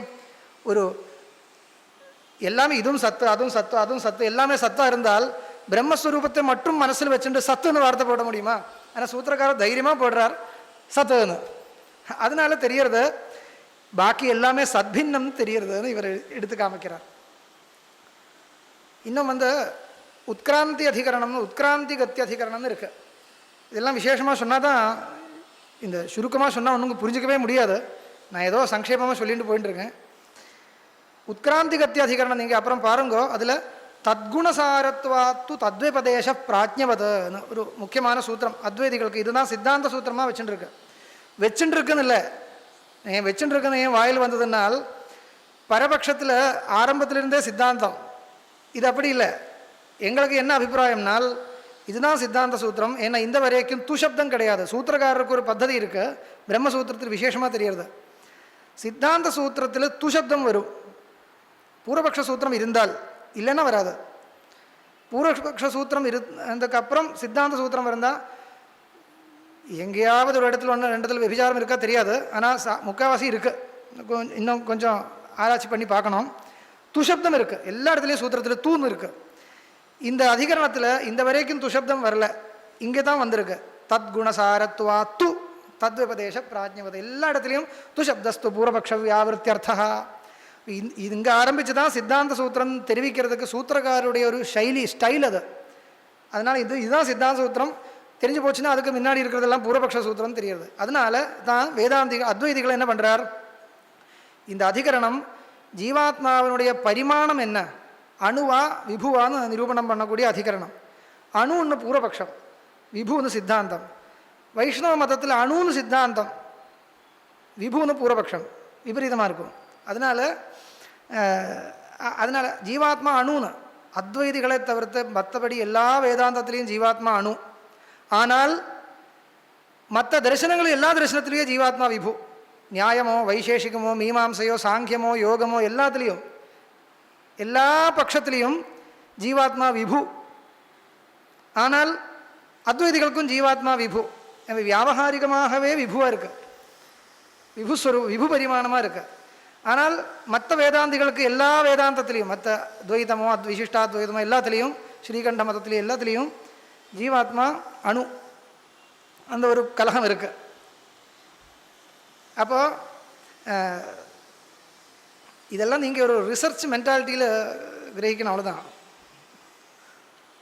தத்குணசாரத்வாத்து தப்துபதேச பிராஜ்ஞவத. இந்த அதிகரணத்தில் இது சூத்திரம் முக்கியமாக எடுத்திருக்கார். ஏன்னால் இந்த ஜீவாத்மாவுக்கு பரிமாணம் சொல்கிறதோ விசேஷங்கள் சொல்கிறதோ எல்லாமே பரிச்சின்னமாக ஜீவாத்மாவை காமிக்கக்கூடிய இடங்கள் எல்லாமே தத்குணசாரத்வாத். தத்குணம் என்றதுனால புத்தியுடைய குணம், புத்தி தர்மங்களே வச்சுண்டு ஜீவன் தத்குணசாரஹ. சூத்திரக்கார சொல்கிற வார்த்தை. ஜீவன் எப்பேற்பட்டவன்? புத்தி குணசாரஹ. புத்தி குணத்தை தன்னுடைய குணமாக வச்சுண்டு சம்சரிக்கக்கூடியவன் அர்த்தம். புத்தி குணங்கள் தான் எனக்கு தெரியும். நான் எப்பேற்பட்டவன், நான் என்னையே எப்படி நினச்சிட்டு இருக்கேன்னா, என்னுடைய புத்தியில் எப்படியெல்லாம் தெரிகிறதோ அது வச்சுட்டு நான் என்னையே கவனிச்சுட்டு இருக்கேன். நான் எப்பேற்பட்டவன், நான் கொஞ்சம் சென்டிமெண்டலாக இருக்கேன், நான் கொஞ்சம் கோபிஷ்டனாக இருக்கேன். இதெல்லாம் எப்படி ஆத்மாவுக்கு கோபமா? ஒன்றும் கிடையாது இல்லையா? நான் துக்கிதனாக இருக்கேன். எல்லாமே புத்தி குணத்தை வச்சுட்டு நான் என்னையே நிரூபணம் பண்ணுறவன். அதனால் ஜீவன் புத்தி குணசாரஹ. அதனால் புத்தியில் இருக்கிற குணங்கள் சோபாதிக பிரமமாக ஆத்மாவில் தெரிகிறது. அதனால் ஆத்மா பரிச்சின்னமாக எங்கேயாவது ஸ்ருதியில் சொல்கிறதா இருந்தால் கூட அது புத்தி குணத்தை வச்சுட்டு சொல்கிறது என்றது காமிக்கக்கூடிய சூத்திரம். அது வச்சுட்டு சில விஷயங்கள் எல்லாம் சொல்லணும், நான் விட்டுறேன். இன்னொன்று கர்த்ததிகரணம் தக்ஷாதிகரணம், 2 அதிகரணங்கள் முக்கியமாக இருக்குது. அதில் கர்த்தத்துவம் யாருக்குன்னு கேட்டால் ஜீவனுக்கு கர்த்தத்துவம் இருக்குன்னு முதல் நிரூபணம் பண்ணி, அந்த கர்த்தத்துவம் வாஸ்தவிகம் இல்லை, ஔபாதிகம்தான் சொல்லக்கூடிய அதிகரணம் தக்ஷாதிகரணம். யதாச்ச தக்ஷா உபயதான்னு. தக்ஷான்னா யார்? தச்சன், கார்பெண்டர். அவர் என்ன பண்ணுவார்? அவருடைய வாஸ்யாதி கரணயுக்தா கர்த்தா பவதி, தத் ரஹிதஸ்து தூஷ்ணீம் கிரகே உபவிஷ்டா தக்ஷான பவதி. ஸ்வரூபம், அவருடைய ஸ்வரூபம் எப்படின்னா, அது அந்த வேலை பண்ணும்பொழுது அவர் தச்சன், இல்லைன்னா இல்லை, அவ்வளோதானே. அந்த மாதிரி இதெல்லாம் அந்த உபாதியை வச்சுட்டு தான் கர்த்தத்துவம் சொல்ல முடியும். ஸ்வரூபத்தில் சேர்ந்தது கிடையாதுன்னு சொல்லக்கூடிய அந்த தக்ஷ திருஷ்டாந்தத்தை வச்சுண்டு விசேஷமாக நிரூபணம் பண்ணக்கூடிய அதிகரணம் தக்ஷாதிகரணம். இன்னொன்று அம்சாதிகரணம்னு வருது. அம்சோ நானா விபதேஷாத். இந்த அதிகரணம் விசிஷ்டாத்வைதிகளுக்கும் ரொம்ப முக்கியம், அத்வைதிகளுக்கும் ரொம்ப முக்கியம். இதில் என்னென்னா ஜீவேஸ்வர ஐக்கியஸ்ருதியும் இருக்குது, பேதஸ்ருதியும் இருக்குது. அப்போ எப்படி இது சமாளிக்க முடியும் என்ற விசாரம் தான் நடக்கிறது. அதில் அம்சாம்சி பாவத்தை சொல்லியிருக்கார். அம்சாம்சி பாவம் ஈஸ்வராம்சா ஜீவகான்னு சொல்கிறது. ஆனால் ஒரு விசேஷம் என்னென்னா, அது வச்சுட்டு அத்வைதிகள் அந்த ஸ்வஸ்வாமி பாவத்தை கண்டனம் பண்ணுறார். மற்ற சம்பிரதாயத்தில் பரமாத்மாவை சுவாமியாக வச்சுட்டு இருக்கார் இல்லையா, இவெல்லாம் கைங்கரியம் வார்த்தை அடிக்கடி வர்றது. என்ன, பரமாத்மா சுவாமி, நான் பிருத்தியன் மாதிரி சுவாமி பிருத்திய பாவத்தை வச்சுட்டு அது ஒரு உபாசனைக்கு அனுகூலமாக இருக்குதுன்னு அவருடைய அபிப்பிராயம். அந்த அவருடைய அபிப்பிராயம் பரமார்த்தமாக தான் அவர் அப்படி வச்சுட்டு இருக்கார், இல்லைன்னு சொல்லலை. ஆனால் நமக்கு என்ன தோன்றதுனால், உபாசனா திருஷ்டியில் கூட கொஞ்சம் அதில் சில அபிப்பிராய வித்தியாசங்கள் இருக்குது. ஏன்னால் சுவாமின்னு முக்கியார்த்தத்தை சொல்ல முடியாது. ஒரு சுவாமி பிருத்திய பாவம், ஈஸ்வரனுக்கும் ஜீவனுக்கும் சுவாமி பிருத்திய பாவத்தை அதுவும் ஒரு முக்கியமாக சொல்ல முடியாது. சுவாமி பிருத்திய பாவம் சொன்னால் என்ன வரும்னு கேட்டால் பாருங்க, பிருத்தியன் வேலை பண்ணுறது எதுக்கு? சுவாமிக்காக வேலை பண்ணுறான். அப்போ சுவாமி இந்த பிருத்தியனிடத்திலிருந்து வேலை வாங்கிக்கிறான், சம்பளம் கொடுத்து வேலை வாங்கிக்கிறான் இல்லையா. சுவாமி எதுக்கு வேலை வாங்கிக்கிறான்? அவனால் அது அப்படி அந்த பிருத்தியன் வேலை பண்ணால் தான் இந்த சுவாமிக்கு ஸ்திதி இருக்குது. அவனுடைய ஸ்டேட்டஸ் கீப் பண்ணணும்னா இந்த பிருத்தியன் ஏற்பட்ட பிருத்தியாலெல்லாம் வச்சுட்டு தான் அவனுக்கு அப்படி இருக்க முடியும். அப்போ பிருத்தியன் சாதாரணமாக பார்த்தா சுவாமிக்கு அதீனமாக பிருத்தியன் இருக்கான்னு சொல்லுவான். ஆனால் கொஞ்சம் வித்தியாசமாக பார்த்தா இந்த பிருத்தியால் இல்லாமல் இவனால் இருக்க முடியாது. அதனால் பரமாத்மா அந்த மாதிரின்னு சொன்னால் ஒரு வேறு விதமாக ஒரு அஸ்வாதந்திரியம் வருமோன்னு. அது மட்டும் இல்லை, இவனிடத்திலிருந்து வேலை வாங்கிக்கிறதுன்னு சொன்னால் இந்த பரமாத்மாவுடைய நித்திய திருப்தத்துவம் அதெல்லாம் போயிடுமோன்னு யோசிக்க வேண்டியதாக இருக்குது. அதனால் லோகத்தில் எப்படி சுவாமி பிருத்திய பாவம் தெரியறதோ அந்த மாதிரி ஈஸ்வரனுக்கும் ஜீவனுக்கும் சுவாமி பிருத்திய பாவத்தை சொல்கிறதா இருந்தாலும் நிறைய பலவிதமான இடைஞ்சல்கள் எல்லாம் இருக்குது, அது கவனிக்கணும். அது சொல்கிறதா இருந்தால் கூட அது ஒரு முக்கியமாக சொல்ல முடியாது. அப்போ அம்சாம்சி பாவத்தை சொல்லுங்கோன்னு. அம்சாம்சி பாவம் முக்கியமாக சொல்ல முடியுமா? அதுவும் முடியாது. பரமாத்மா அம்சி ஜீவாக எல்லா ஜீவாலும் பரமாத்மாவுடைய அம்சம்னு சொன்னால் அது எப்படி? இது சாவயவமா? பரமாத்மான ஒரு சாவயவ பதார்த்தமா? ஒரு வஸ்திரம் மாதிரி, இந்த வஸ்திரம் ஒரு அவயவி, அதனுடைய அவயவங்கள் நூல்னு சொல்கிற மாதிரி சொல்ல முடியுமா? அப்படி சொன்னால் போயிடுத்து, எல்லாமே போயிடுத்து, அனித்தியமாக போயிடும். அப்படி சொல்ல முடியாது. அதனால் அதை எப்படின்னு கேட்டு ஆபாசையேவச்சான்னு சூத்திரக்காரரே பதில் சொல்கிறார். எப்படி அம்சாம்சி பாவம் சொல்ல முடியும்? ஈஸ்வரன் அம்சி, ஜீவாலெல்லாம் அம்சாகான்னு எப்படி சொல்ல முடியும்னு கேட்டால் ஆபாச ஏவச்சான் சூத்திரக்காரரே அதுக்கு பதில் கொடுத்துருக்கார். தேக சம்பந்தாத் ஜோதிராதிவத் அனுஜ்ஞா பரிஹாரோ தேக சம்பந்தாத் ஜோதிராதிவத்னு சொல்லி ஆபாச ஏவச்ச, ஆபாசன்னா பிரதிபிம்பம்னு அர்த்தம். பிரதிபிம்பம் மாதிரி. அம்சம்னா என்ன அர்த்தம்? ஒரே சூரியன் ஆதித்யன் ஆகாசத்திலே தெரிகிற ஒரே ஒரு ஆதித்யன், அந்த ஆதித்யனுடைய பல பிரதிபிம்பங்கள் பல ஜலாசயத்தில் தெரியும் பொழுது லோகத்தில் விவகாரம் வரும். இது வேற ஆதித்யனா? இல்லை, அந்த ஆதித்யனுடைய ஒரு அம்சம் இங்கே தெரிகிறது, அந்த ஆதித்யனுடைய இன்னொரு அம்சம் இங்கே தெரிகிறது, அந்த ஆதித்யனுடைய ஒரு அம்சம் இங்கே தெரிகிறது. இந்த மாதிரி அம்சாம்சி பாவம். அதனால கால்பனிகமான அம்சாம்சி பாவத்தை வச்சுட்டு தான் இதை நிரூபணம் பண்ணணும். அந்த பிம்பத்தை ஆசிரியிச்சுட்டு இந்த பிரதிபிம்பம் நிற்கிறது, பிரதிபிம்பத்தை ஆசிரியிச்ச பிம்பம் நிற்கலை. பிம்பத்தில் ஏதாவது வந்தால் பிரதிபிம்பத்திலும் தெரிகிறது. அது மட்டும் இல்லை, பிரதிபிம்பத்தில் அந்த ஜலாசயத்தினுடைய விசேஷங்கள் எல்லாம் பிரதிபிம்பத்தில் தெரிகிறது. ஜலாசயம் மலினமாக இருந்தால் பிரதிபிம்பமும் மலினமாக தெரிகிறது. ஜலாசயம் ஸ்வச்சமாக இருந்தால் பிரதிபிம்பமும் ஸ்வச்சமாக தெரிகிறது. இந்த மாதிரி பிம்ப பிரதிபிம்ப பாவத்தை வச்சுண்டு ஜீவேஸ்வர சம்பந்தத்தை நிரூபணம் பண்ண முடியும். அப்படி தான் பண்ணணும். ஈஸ்வரன் பிம்பம், ஜீவன் பிரதிபிம்பம். அப்போது அம்சாதிகரணத்தை அத்வைதிகள் எப்படி உபயோகப்படுத்துகிறார்னு கேட்டால், பிம்ப பிரதிபிம்ப பாவம் என்ற ஒரு சம்பிரதாயம் இருக்கு இல்லையா, பிம்ப பிரதிபிம்ப பாவம், அது இந்த அதிகரணத்திலிருந்து எடுத்தது. அது எப்படி இந்த அதிகரணத்திலிருந்து எடுக்கிறதுனால் ஆபாச ஏவச்சான் சூத்திரக்காரர் அந்த பிம்ப பிரதிபிம்ப பாவத்தை காமிக்கிறார். அதனால் இந்த வஸ்திரமும் நூலும் இருக்கிற மாதிரி அம்சாம்சி பாவம் இல்லை, பிம்ப பிரதிபிம்ப பாவம் சொல்கிற இடத்துல இருக்கிற அம்சாம்சி பாவத்தை வச்சுன்னு தான் நிரூபணம் பண்ணணும்னு சொல்லக்கூடிய அழகான ஒரு அதிகரணம். இது அத்வைதிகளுக்கும் ரொம்ப முக்கியம். இவரும் அம்சாம்சி பாவத்தை கொஞ்சம் வேறு விதமாக சொல்லுவார். பிம்ப பிரதிபிம்ப பாவம் ஒத்துக்கலைன்னு நினைக்கிறேன். இருக்கட்டும். பராபித்யானாத்து திரோஹிதம் ததோஹ்யஸ்ய பந்த விபர்யோ. இன்னொரு 5 நிமிஷம் இருக்குது. சொப்பனம் சந்தியாதிகரணம் ஒரு அதிகரணம் சொன்னேன், அதில் சூத்திரம். இதில் இதுக்காக எடுத்தேன்னா, பராபித்யானாத்து திரோஹிதம், திரோஹிதமா ஜீவனுடைய ஸ்வரூபம் திரோஹிதம்னு ஒரு வார்த்தை இருக்குது. சம்சார திசையில் ஜீவனுடைய ஸ்வரூபம் திரோஹிதமாக இருக்குன்னு ஒரு ஒரு வார்த்தை இருக்குது அந்த சூத்திரத்தில். அதுக்காக நான் எடுத்தேன்.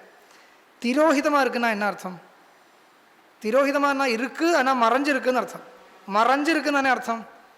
மறைஞ்சிருக்குன்னு அர்த்தம் நமக்கு உபயோகப்படுறது என்ன? அவித்யா ஆவரணம் அதெல்லாம் அங்கே கொண்டு வரணும். அவித்யாவரணம், அவித்யாவரணம்னு சொல்கிறேன். ஏதோ ஒரு காரணம் மூலமாக ஆவர்த்தமாக இருக்குதுன்னு அர்த்தம் தெரியறது.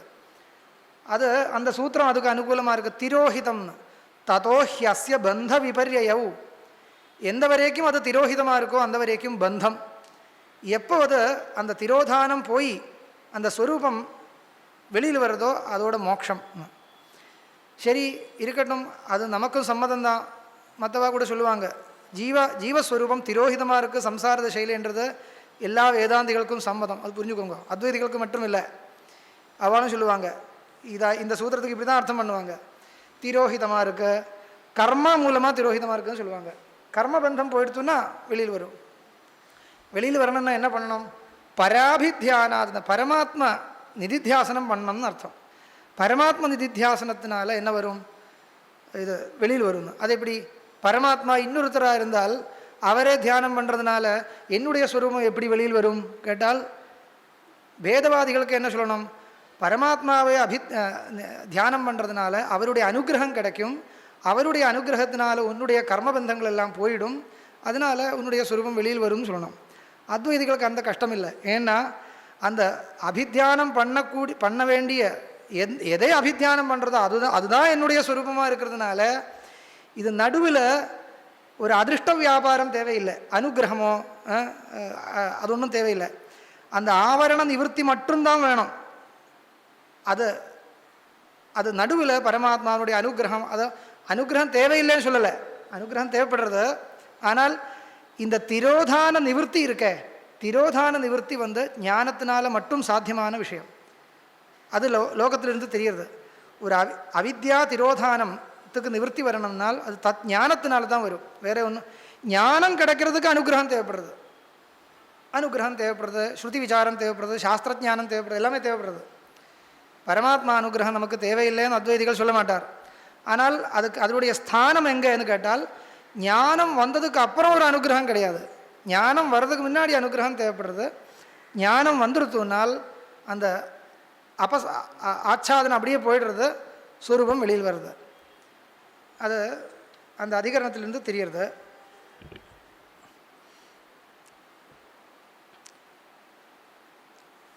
இன்னும் சில சூச்சகங்கள்லாம் நான் விடுறேன். உபயலிங்காதிகரணம் சொன்னேன்.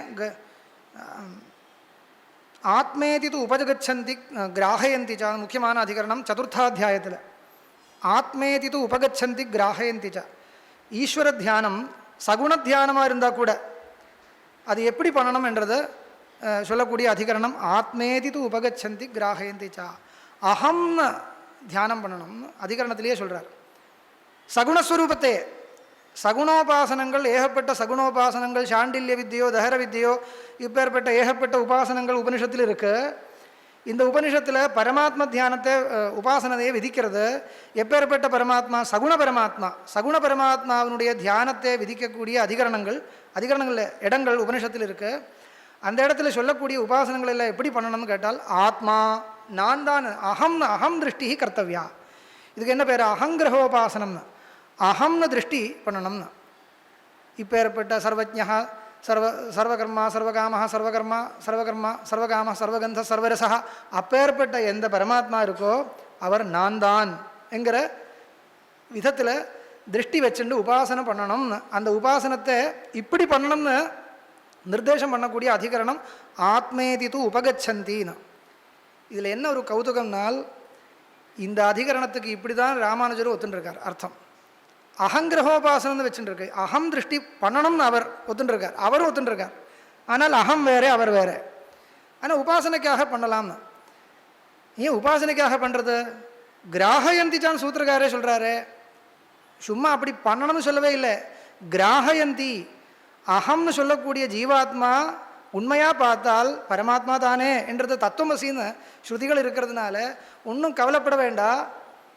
பரமாத்மாவே நான் தியானம் பண்ணுறது தப்பு தானேன்னு கவலைப்பட வேண்டாம். விசிஷ்டஸ்வரூபமாக இருந்தால் கூட அகம்னு தியானம் பண்ணுறதுனால விரோதம் இல்லைன்னு கிராகயந்தின்னு சூத்திரக்காரர் அப்படி புரிய வைக்கிறது உபனிஷத்து நமக்கு, தத்துவமசின்னு புரிய வைக்கிறது. அதனால் ஜீவபிரம்ம ஐக்கியத்தை சித்தாந்தமாக வச்சுட்டு இருக்கக்கூடிய வாழ்க்கை இந்த அதிகரணம் அனுகூலமாக இருக்குது. இன்னும் நான் அந்த 2 நிமிஷம் எடுத்துக்கிறேன். ஒன்றும் இல்லை, அந்த மோட்சத்தை நிர்குண மோட்சத்தை பற்றி சொல்லக்கூடிய அதிகரணங்கள் சொல்லவே இல்லை இன்னும். அது நான் இப்போது விஸ்தாரமாக சொல்கிறதுக்கு சமயம் இல்லை. 2 நிமிஷம், அவ்வளோதான், 2 நிமிஷம் ஜஸ்ட்டு சூச்சனம் பண்ணுறேன். சதுர்த்தாத்தியாயத்தில் 4வது பாதத்தில் சம்பத்யாவிர்பாவ ஸ்வேன சப்தாத் முக்த பிரதிஜானாத் ஆத்மா பிரகரணாத் 3 சூத்திரம் உடைய ஒரு அதிகரணம். அதுக்கப்புறம் அந்த அதிகரணத்தில் சம்பத்தி ஆவிர்பாவ ஸ்வேன சப்தாத் முக்தி தசாயாம், முக்தி தசையில் நிர்குண பிரம்மவித்தாக இருக்கிறவன் கேவலேனைவ ஆத்மனா ஆவிர்பவதி இன்னும் நிரூபணம் பண்ணக்கூடிய தன்னுடைய ஸ்வரூபமே அப்படி ஆவிர்பாவம் ஏற்படுறது என்ற நிரூபணம் பண்ணக்கூடிய அதிகரணம் சம்பத்தி ஆவிர்பாவ ஸ்வேன சப்தாத்னு இருக்குது. ஸ்வேன சப்தான்னு சொன்னால் என்ன? அதில் சூத்திரார்த்தம் பாருங்கோ. ஸ்வேன சப்தாத் ஸ்வேன ரூபேண அபிநிஷ்பத்தியதே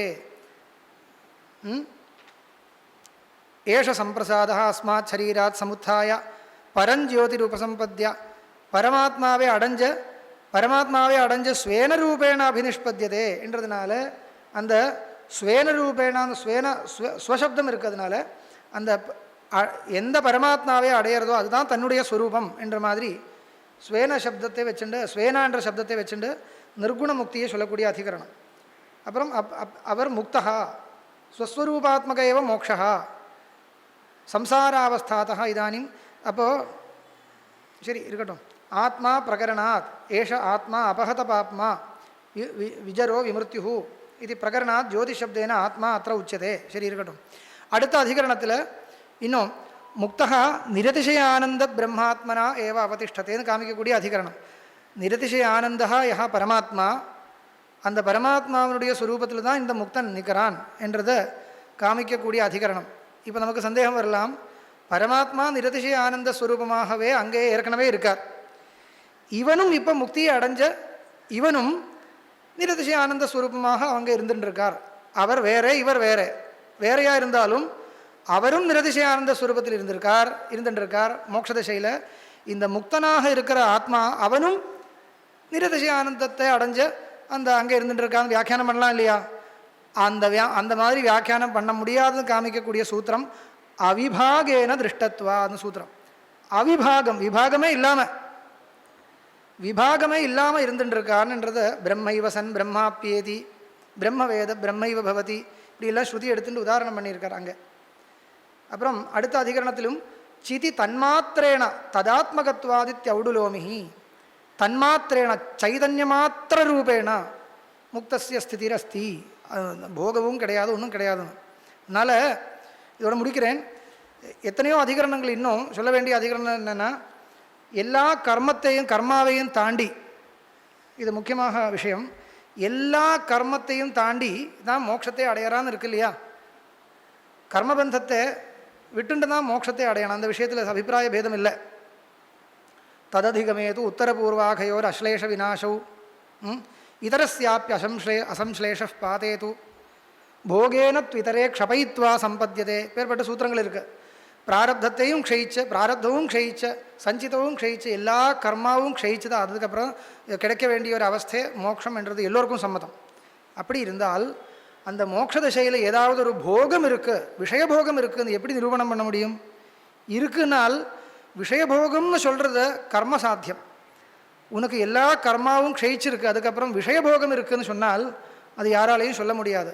அதனால் நீங்கள் பிராகிருத விஷயம் இல்லை அப்ராகிருத விஷயம் சொல்கிறதுனால ஒன்றும் உபயோகம் இல்லை. ஏன்னா விஷயம் பிராகிருதமோ அப்ராகிருதமோ எப்படியா இருந்தாலும் தன்னுடைய ஸ்வரூபத்திலிருந்து வேற இருக்குன்னா அது விஷயந்தான். அது நம்ம அத்வைதிகளை ஒத்துக்க மாட்டோம். நீங்கள் எப்படி சொல்கிறீங்க இது பிராகிருத விஷயம் எங்கே இருக்கிறது, இந்த விஷயத்தை தாண்டி மேலே போய் வேறு ஏதோ ஒரு லோகத்தில் போய் அங்கே அனுபவிக்கக்கூடிய அந்த போகம் இருக்குது, ஆனால் அப்ராகிருதமான விஷயங்கள்னு எப்படி இருந்தாலும் விஷயம் சொன்னால் விஷயந்தான். அது விஷின்வந்தீதி பத்தந்தீதி விஷயா. அப்போது தன்னுடைய ஸ்வரூபத்தை தவிர்த்து வேறு ஏதாவது ஒரு பதார்த்தம் இருக்குன்னா அவிபாகேன திருஷ்டத்வான்ற சூத்திரத்துக்கு விரோதம். தன்னுடைய ஸ்வரூபத்திலிருந்து விபக்தமான எந்த ஒரு வஸ்து எப்போ தேவைப்படுறது? ஸ்வரூபானந்தம் கிடைக்கிறதுக்கு தான். ஸ்வரூபானந்தம் அப்படியே அபிவியக்தமாகிடுத்துன்னா அதுக்கப்புறம் விஷயங்கள் எதுக்கு தேவைப்படுறது? இன்னும் மோட்சத்துலேயும் உனக்கு விஷயங்கள் தேவைப்படுறதுன்னா மோட்சத்துக்கும் சம்சாரத்துக்கும் என்ன வித்தியாசம்? இவ்வளோ தான் வித்தியாசம். இங்கே வந்து பிராகிருத விஷயங்கள், அங்கே அப்ராகிருத விஷயங்கள், அவ்வளோதான் வித்தியாசம் தான் வரும். அதனால் அது சரியாக இருக்காது. கர்மசாத்தியமான ஏதோ ஒரு அவஸ்தையே மோட்சம்னு சொல்கிறதா இருந்தால் இப்படி வாஸ்தவம், இதெல்லாம் சரி ஒத்துக்கிறேன். கர்மத்தை எல்லா கர்மாவையும் தாண்டி அடைய வேண்டிய ஒரு புருஷார்த்தம் மோட்சம்னு வச்சுட்டு பார்த்தால் இது தன்னுடைய ஸ்வரூபத்தை தவிர்த்து வேறு எதுவுமே இருக்கக்கூடாது. மோட்ச தசையில் அந்த கண்ட்ரோலர் கூட இருக்கக்கூடாது. கண்ட்ரோலர் இருக்கக்கூடாதுன்னு எப்படி சொல்ல முடியும்? அந்த கண்ட்ரோல் பண்ணுற பரமாத்மாவுடைய ஸ்வரூபமாகவே நான் அபிவக்தனாக வரணும். இல்லைன்னா கண்ட்ரோலர் வேறு, அவர் கண்ட்ரோல் பண்ணுறதா இருந்தால் திருப்பி துக்கம்தான். அதனால் அந்த கரணம் இல்லை, அதனால் துக்கம் வராதுன்னு சொல்ல முடியாது. அந்த கரணம் இல்லைன்னா போகவும் வர முடியாது. அதில் டெக்னிக்கல் ப்ராப்ளம்ஸ் நிறைய இருக்கும். அது வாக்கியார்த்தம் பண்ண ஆரம்பித்தாச்சுன்னா பல கிளேஷங்கள் இருக்குது.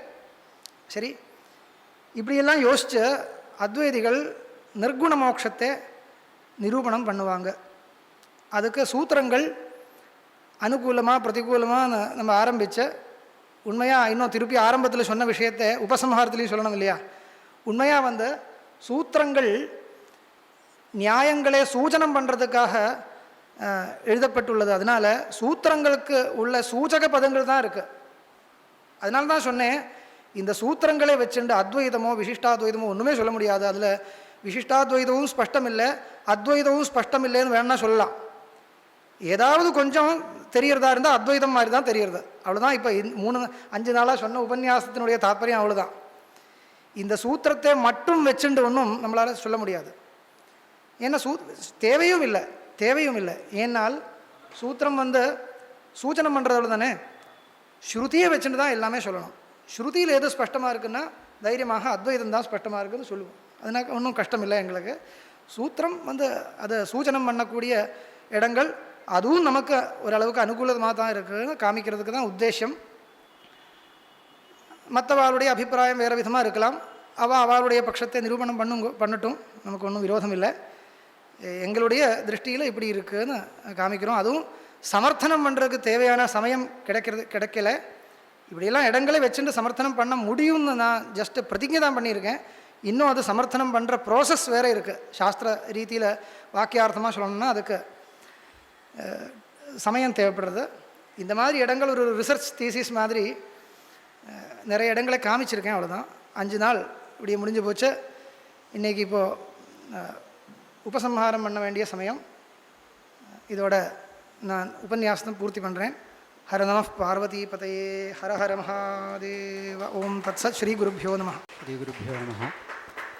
இந்த ஆர் வெங்கட்ராமன் அறக்கட்டளை, அதே மாதிரி மற்ற 2 அறக்கட்டளைகள் கேப்டன் பஞ்சாபகேசன் அவர்கள் வந்து பெரிவா ஜெயந்தியாகவும் பாஷ்ய பாடங்களாகவும் நடத்த சொல்லி அந்த எண்டோமெண்ட்டை க்ரியேட் பண்ணான்.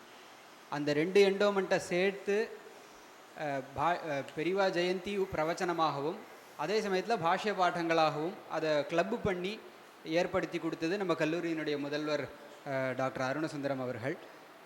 இப்போ இது உபன்யாச தொடர்ச்சியாக மட்டும் இல்லாமல் ஒரு ஒர்க் ஷாப் ரூபமாகவும் இருக்கிறதுனால இதில் கலந்துட்ட மாணவர்களை ஒரு கேள்வி கேட்டு பதில் சொல்ல வச்சு அவர்களுக்கு சான்றிதழ் வழங்கணும் அப்படிங்கிறது நமக்கு சங்கல்பம்.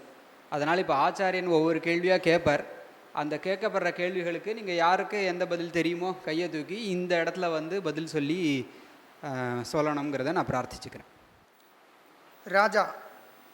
ராஜாவுக்கு முதல் கேள்வி. பிரம்மசூத்ரேஷு பிரதமம் சூத்திரம் கிம் தஸ்ய அர்த்தः கः?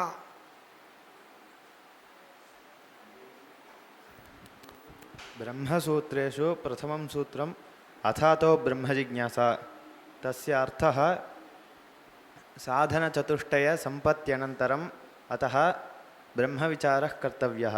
अथान् சொன்னா என்ன அர்த்தம்? अथा इत्युक्ते अनन्तरम्. किम् अनन्तरं? साधनचतुष्टयमनन्तरं. सम्पत्त्यनन्तरं. साधनचतुष्टयसम्पत्त्यनन्तरं ब्रह्मविचारः कर्तव्यः. सूत्रस्य अर्थः. சரி, சின்ன சின்ன கேள்வி தான் கேட்குறது. பிரணவேஷ், பிரம்மசூத்ராணாம் கிருதே வியாசேன தத்தம் நாம கிம்? ஷாரீரக மீமாம்சான். சரி, அடுத்த சோத்தியம் சுவாமிநாதன். சுவாமிநாதனுக்கு சூத்திரகாரேண உக்தம் பிரம்மணः லக்ஷணம் கிம்? கிஸ் மாதிரி கேள்வி, அவ்வளோதான். सूत्रकारेण उक्तं ब्रह्मणः लक्षणं किम्? जन्माद्यस्य यतः इति सूत्रेण सूचितं जगज्जन्मादिकारणत्वं ब्रह्मणः लक्षणं. Very good. அடுத்தது ருத்ர கைலாஸ், நீ சொல்ல வேண்டிய உனக்கு கேள்வி. பிரம்மசூத்ரே கதி அத்தியாயாக வர்த்தन्ते, प्रत्यध्यायं कति पादाः वर्तन्ते? ब्रह्मसूत्रे 4 अध्यायाः वर्तन्ते. प्रत्येकस्मिन् अध्याये 4 पादाः वर्तन्ते. சரி, அடுத்தது அக்னிஹோத்ரி.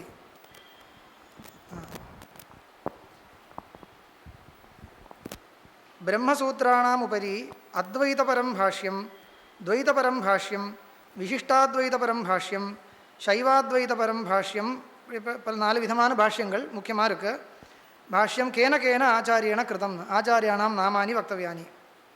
अद्वैतपरं भाष्यं शङ्कराचार्यैः कृतं, द्वैतपरं भाष्यं मध्वाचार्यैः कृतं, विशिष्टाद्वैतपरं भाष्यं रामानुजाचार्यैः कृतं, शिवाद्वैतभाष्यं श्रीकण्ठाचार्यैः कृतं. இதோட சிம்பிளாக கேள்வி கேட்க முடியாது இல்லையா? शास्त्रदृष्ट्या तु उपदेशः वामदेववत् इति सूत्रं कथम् अद्वैतपक्षे अनुकूलं भवति ன்னு சிவநாராயணன் கேள்வி. ஏன்னா சிவநாராயணன் அத்வைத டிபார்ட்மெண்ட்டில் இருக்கிறதுனால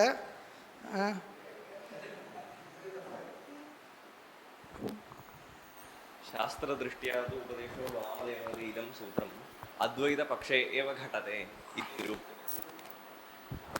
प्राणोऽस्मि प्रज्ञात्मा तं माम् आयुरमृतमित्युपास्व इति वाक्यं तत्र विषयः. तत्र किम् अधिकरणं? प्राणोऽस्मि प्रज्ञात्मा तं माम् आयुरमृतमित्युपास्व इति वाक्यं तत्र विषयः. तत्र इन्द्रोपासनं न विवक्षितम् इति तु हेत्वन्तरेण निर्णीतं. यदि अत्र इन्द्रोपासनं न विवक्ष्येत तर्हि अस्मत्शब्दप्रयोगः कथं घटते इति पूर्वपक्षः कृतः. माम् उपास्व इति कथं घटते इति तत्र समाधानमुक्तं. शास्त्रदृष्ट्या तु उपदेशः वामदेववत् इति. नाम इन्द्रः स्वस्य वस्तुतः यः अभेदः, परमात्मना सह यः अभेदः, तादृश अभेदं मत्वा उपदिशति इति. तर्हि इदं सर्वं कस्य पक्षे घटते इत्युक्ते यैः अभेदः अङ्गीक्रियते, वस्तुतः जीवपरमात्मनः अभेदः यैः अङ्गीक्रियते तेषां पक्षे एव घटते इति कृत्वा इदम् अद्वैतानाम् आनुकूल्यं सम्पादयति. अस्तु, आकाश सेन्दिल्. ब्रह्मसूत्रेषु प्रथमाध्यायस्य नाम किम्? समन्वयाधिकरणम् इति. अस्तु, अपरं श्रीनिवासन्. तदनन्यत्वम् आरम्भणशब्दादिभ्यः इत्यत्र आरम्भणशब्दः इति शब्देन का श्रुतिः उदाहृता?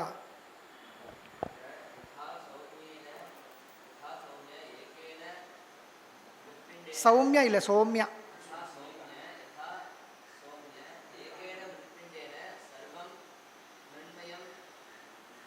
विज्ञातं स्यात् ஸ்யாத் ததா ஸ்ருதியில் இல்லை வாச்சாரம்பணம் விகாரோ நாமதேயம். वाचारम्भणं विकारो नामधेयं मृत्तिकेत्येव मृत्तिकेत्येव सत्यम् सत्यम् इति சரி. श्रुतेः अत्र उदाहृतं. சரி, அடுத்தது ஸ்ரீபதி. ब्रह्मणः जगदुपादानत्वं ये न अङ्गीकुर्वन्ति तैः न विलक्षणत्वादस्य तथात्वञ्च शब्दात् इत्यधिकरणे पूर्वपक्षः उपपादयितुं न शक्यते इत्येतत् कथम् इति. न विलक्षणत्वादस्य तथात्वं च शब्दात् इति अनेन सूत्रेण सांख्याः अत्र पूर्वपक्षिणः भवन्ति. तैः किम् उच्यते इत्युक्तौ तत्र ब्रह्मणः जगतोश्च ऐक्यात् तत्र सामान्यव्याप्तिः एवमस्ति यद्यत् कार्यं तत्तत् सजातीयम् इति व्याप्त्या तत्र ब्रह्म एवं जगच्च यदि एकम् इति उच्यते तर्हि ब्रह्म एव जगतः उपादानकारणं भवितुं नार्हति इति पूर्वपक्षं कृत्वा तदनन्तरं सिद्धान्तसूत्रे सः पक्षः निरस्तः. यद्यत्र ब्रह्मणः जगतोश्च ऐक्यं नाङ्गीक्रियते तर्हि अयं पूर्वपक्ष एव न घटते. एवं च ऐक्यपर्यन्तम् आलोच्य पूर्वपक्षः इति नापेक्षिते. अत्र ब्रह्म शुद्धम् इति उच्यते.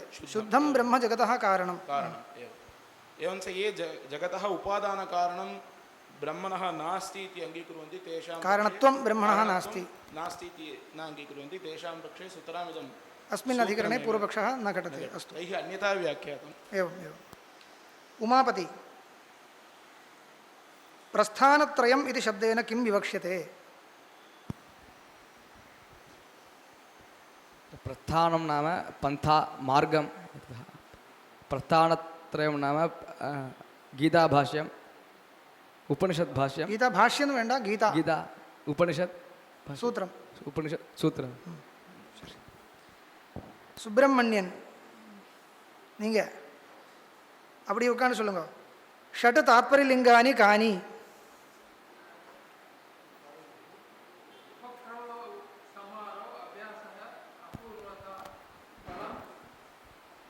अर्थवादः उपक्रमोपसंहारौ अभ्यासो पूर्वता फलम् अर्थवादोपपत्ती च लिंगम तात्पर्यनिर्णये. ஸ்டூடெண்ட்ஸுனுடைய பேர் ஒவ்வொன்றா வாசிக்கிறேன். இங்கே ஆசிரியர்கிட்ட சர்டிஃபிகேட் வாங்கிக்கணும். முதல்ல உமாபதி.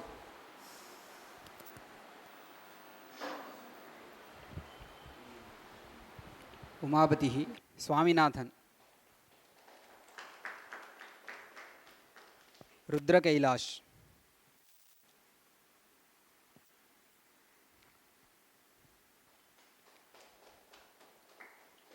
ருத்ர கைலாஷ்.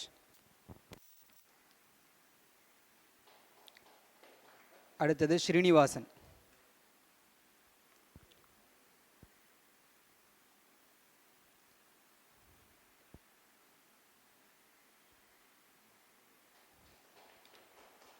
பிரணவேஷ்.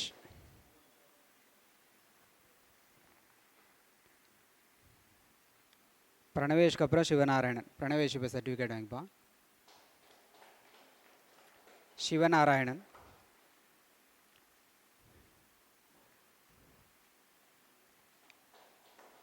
ஸ்ரீபதி.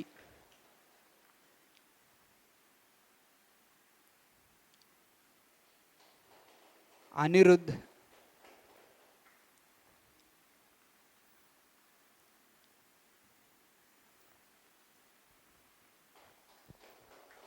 ஆகாஷ் செந்தில்.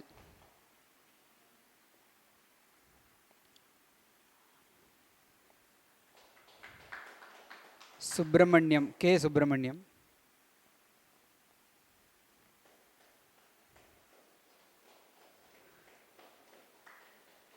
ராஜா.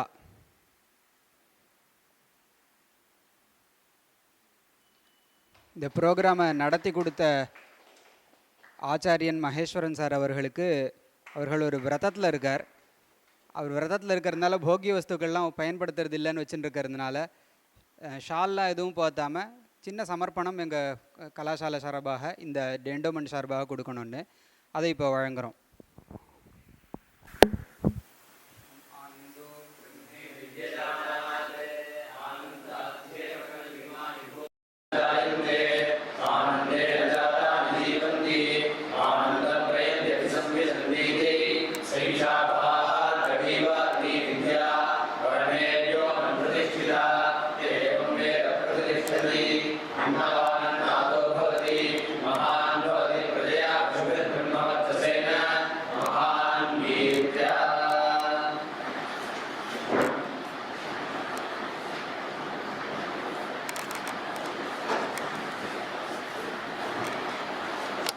அடுத்தபடியாக தன்யவாத பாஷணம் பண்ணணும்னு 2 வாரத்தில் சுருக்கமாக முடிச்சுக்கிறேன்.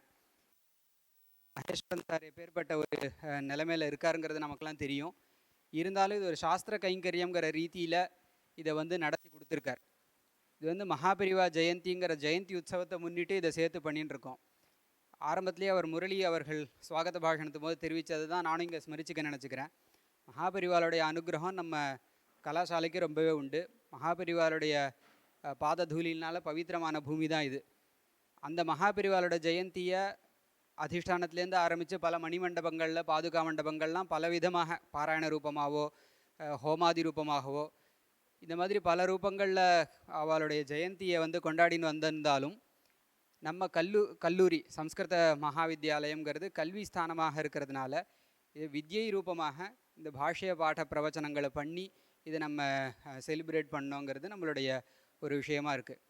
அதில் இன்றைக்கி சனாதன தர்மம் இன்றைக்கி ஓரளவுக்கு தமிழ்நாட்டில் யாக யஜ்ஞாதி ரூபமாகவும் இருக்கட்டும், இல்லை ஒவ்வொரு வீடுகள்லேயும் நடக்கக்கூடிய பித்ருமேத கர்மாக்கள், உபநயனாதி கர்மாக்கள், நித்திய கர்மானுஷ்டானங்கள் இதெல்லாம் ஓரளவுக்கு தமிழ்நாட்டில் ஜீவிச்சுன்னு இருக்குன்னு சொன்னால் வேதம் முதற்கொண்டு அதுக்கு காரணம் மகாபெரிவாங்கிறத நம்ம இந்த நேரத்தில் ஸ்மரிச்சுக்கணும். அப்படிப்பட்ட மகாபெரிவா ஜெயந்தியை நடத்தி கொடுத்த மகேஸ்வரன் சார் அவர்களுக்கு சாஷ்டாங்க நமஸ்காரபூர்வகமான தன்யவாதங்களை நான் தெரிவிச்சுக்கிறேன்.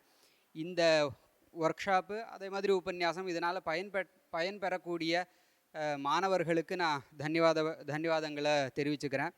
அதே மாதிரி எனக்கு இந்த காரியக்கிரமத்தை கோஆர்டினேட் பண்ணி கொடுக்கறதுக்கு உறுதுணையாக இருந்த வைஷ்ணவ் முதற்கொண்டு இந்த பெரியவாளை நித்தியப்படி அலங்கரித்து புஷ்பங்களால் அலங்கரிச்சிருக்கிற மணவாளன், அந்த ஆஃபீஸில் இருக்கக்கூடிய சுந்தர் முதலியவர்கள், நம்ம கல்லூரியின் முதல்வர், இதுக்கெல்லாம் பின் பலமாக இருந்து நம்மளை இயக்கக்கூடிய முதல்வர் அவர்கள், அதே மாதிரி தரிசனம் பண்ணி இந்த பிரவச்சன சொற்பொழிவு தொடரை கேட்டு ஆனந்தித்த மகாஜனங்கள், இதை ரெக்கார்ட் பண்ணி கொடுக்கக்கூடிய எஸ்பி ஸ்டூடியோ தினேஷ் அவர்கள், அதே மாதிரி இதை ஃப்யூச்சரில் யூடியூப்பில் பார்த்து அனுபவிக்க போகிறவர்கள் எல்லாருக்கும் நான் ஒரு வார்த்தையில் தன்யவாதங்களை மனப்பூர்வமாக தெரிவித்து கொண்டு சாந்தி பாட்டத்தோடு இந்த நிகழ்ச்சியை முடிச்சுக்கலான்னு தெரிவிச்சுக்கிறேன். ஓம் சஹனாவது சஹனௌ புனக்து சஹ வீர்யம் கரவாவஹை தேஜஸ்வினாவதீதமஸ்து மா வித்விஷாவஹை. ஓம் சாந்தி சாந்தி சாந்தி.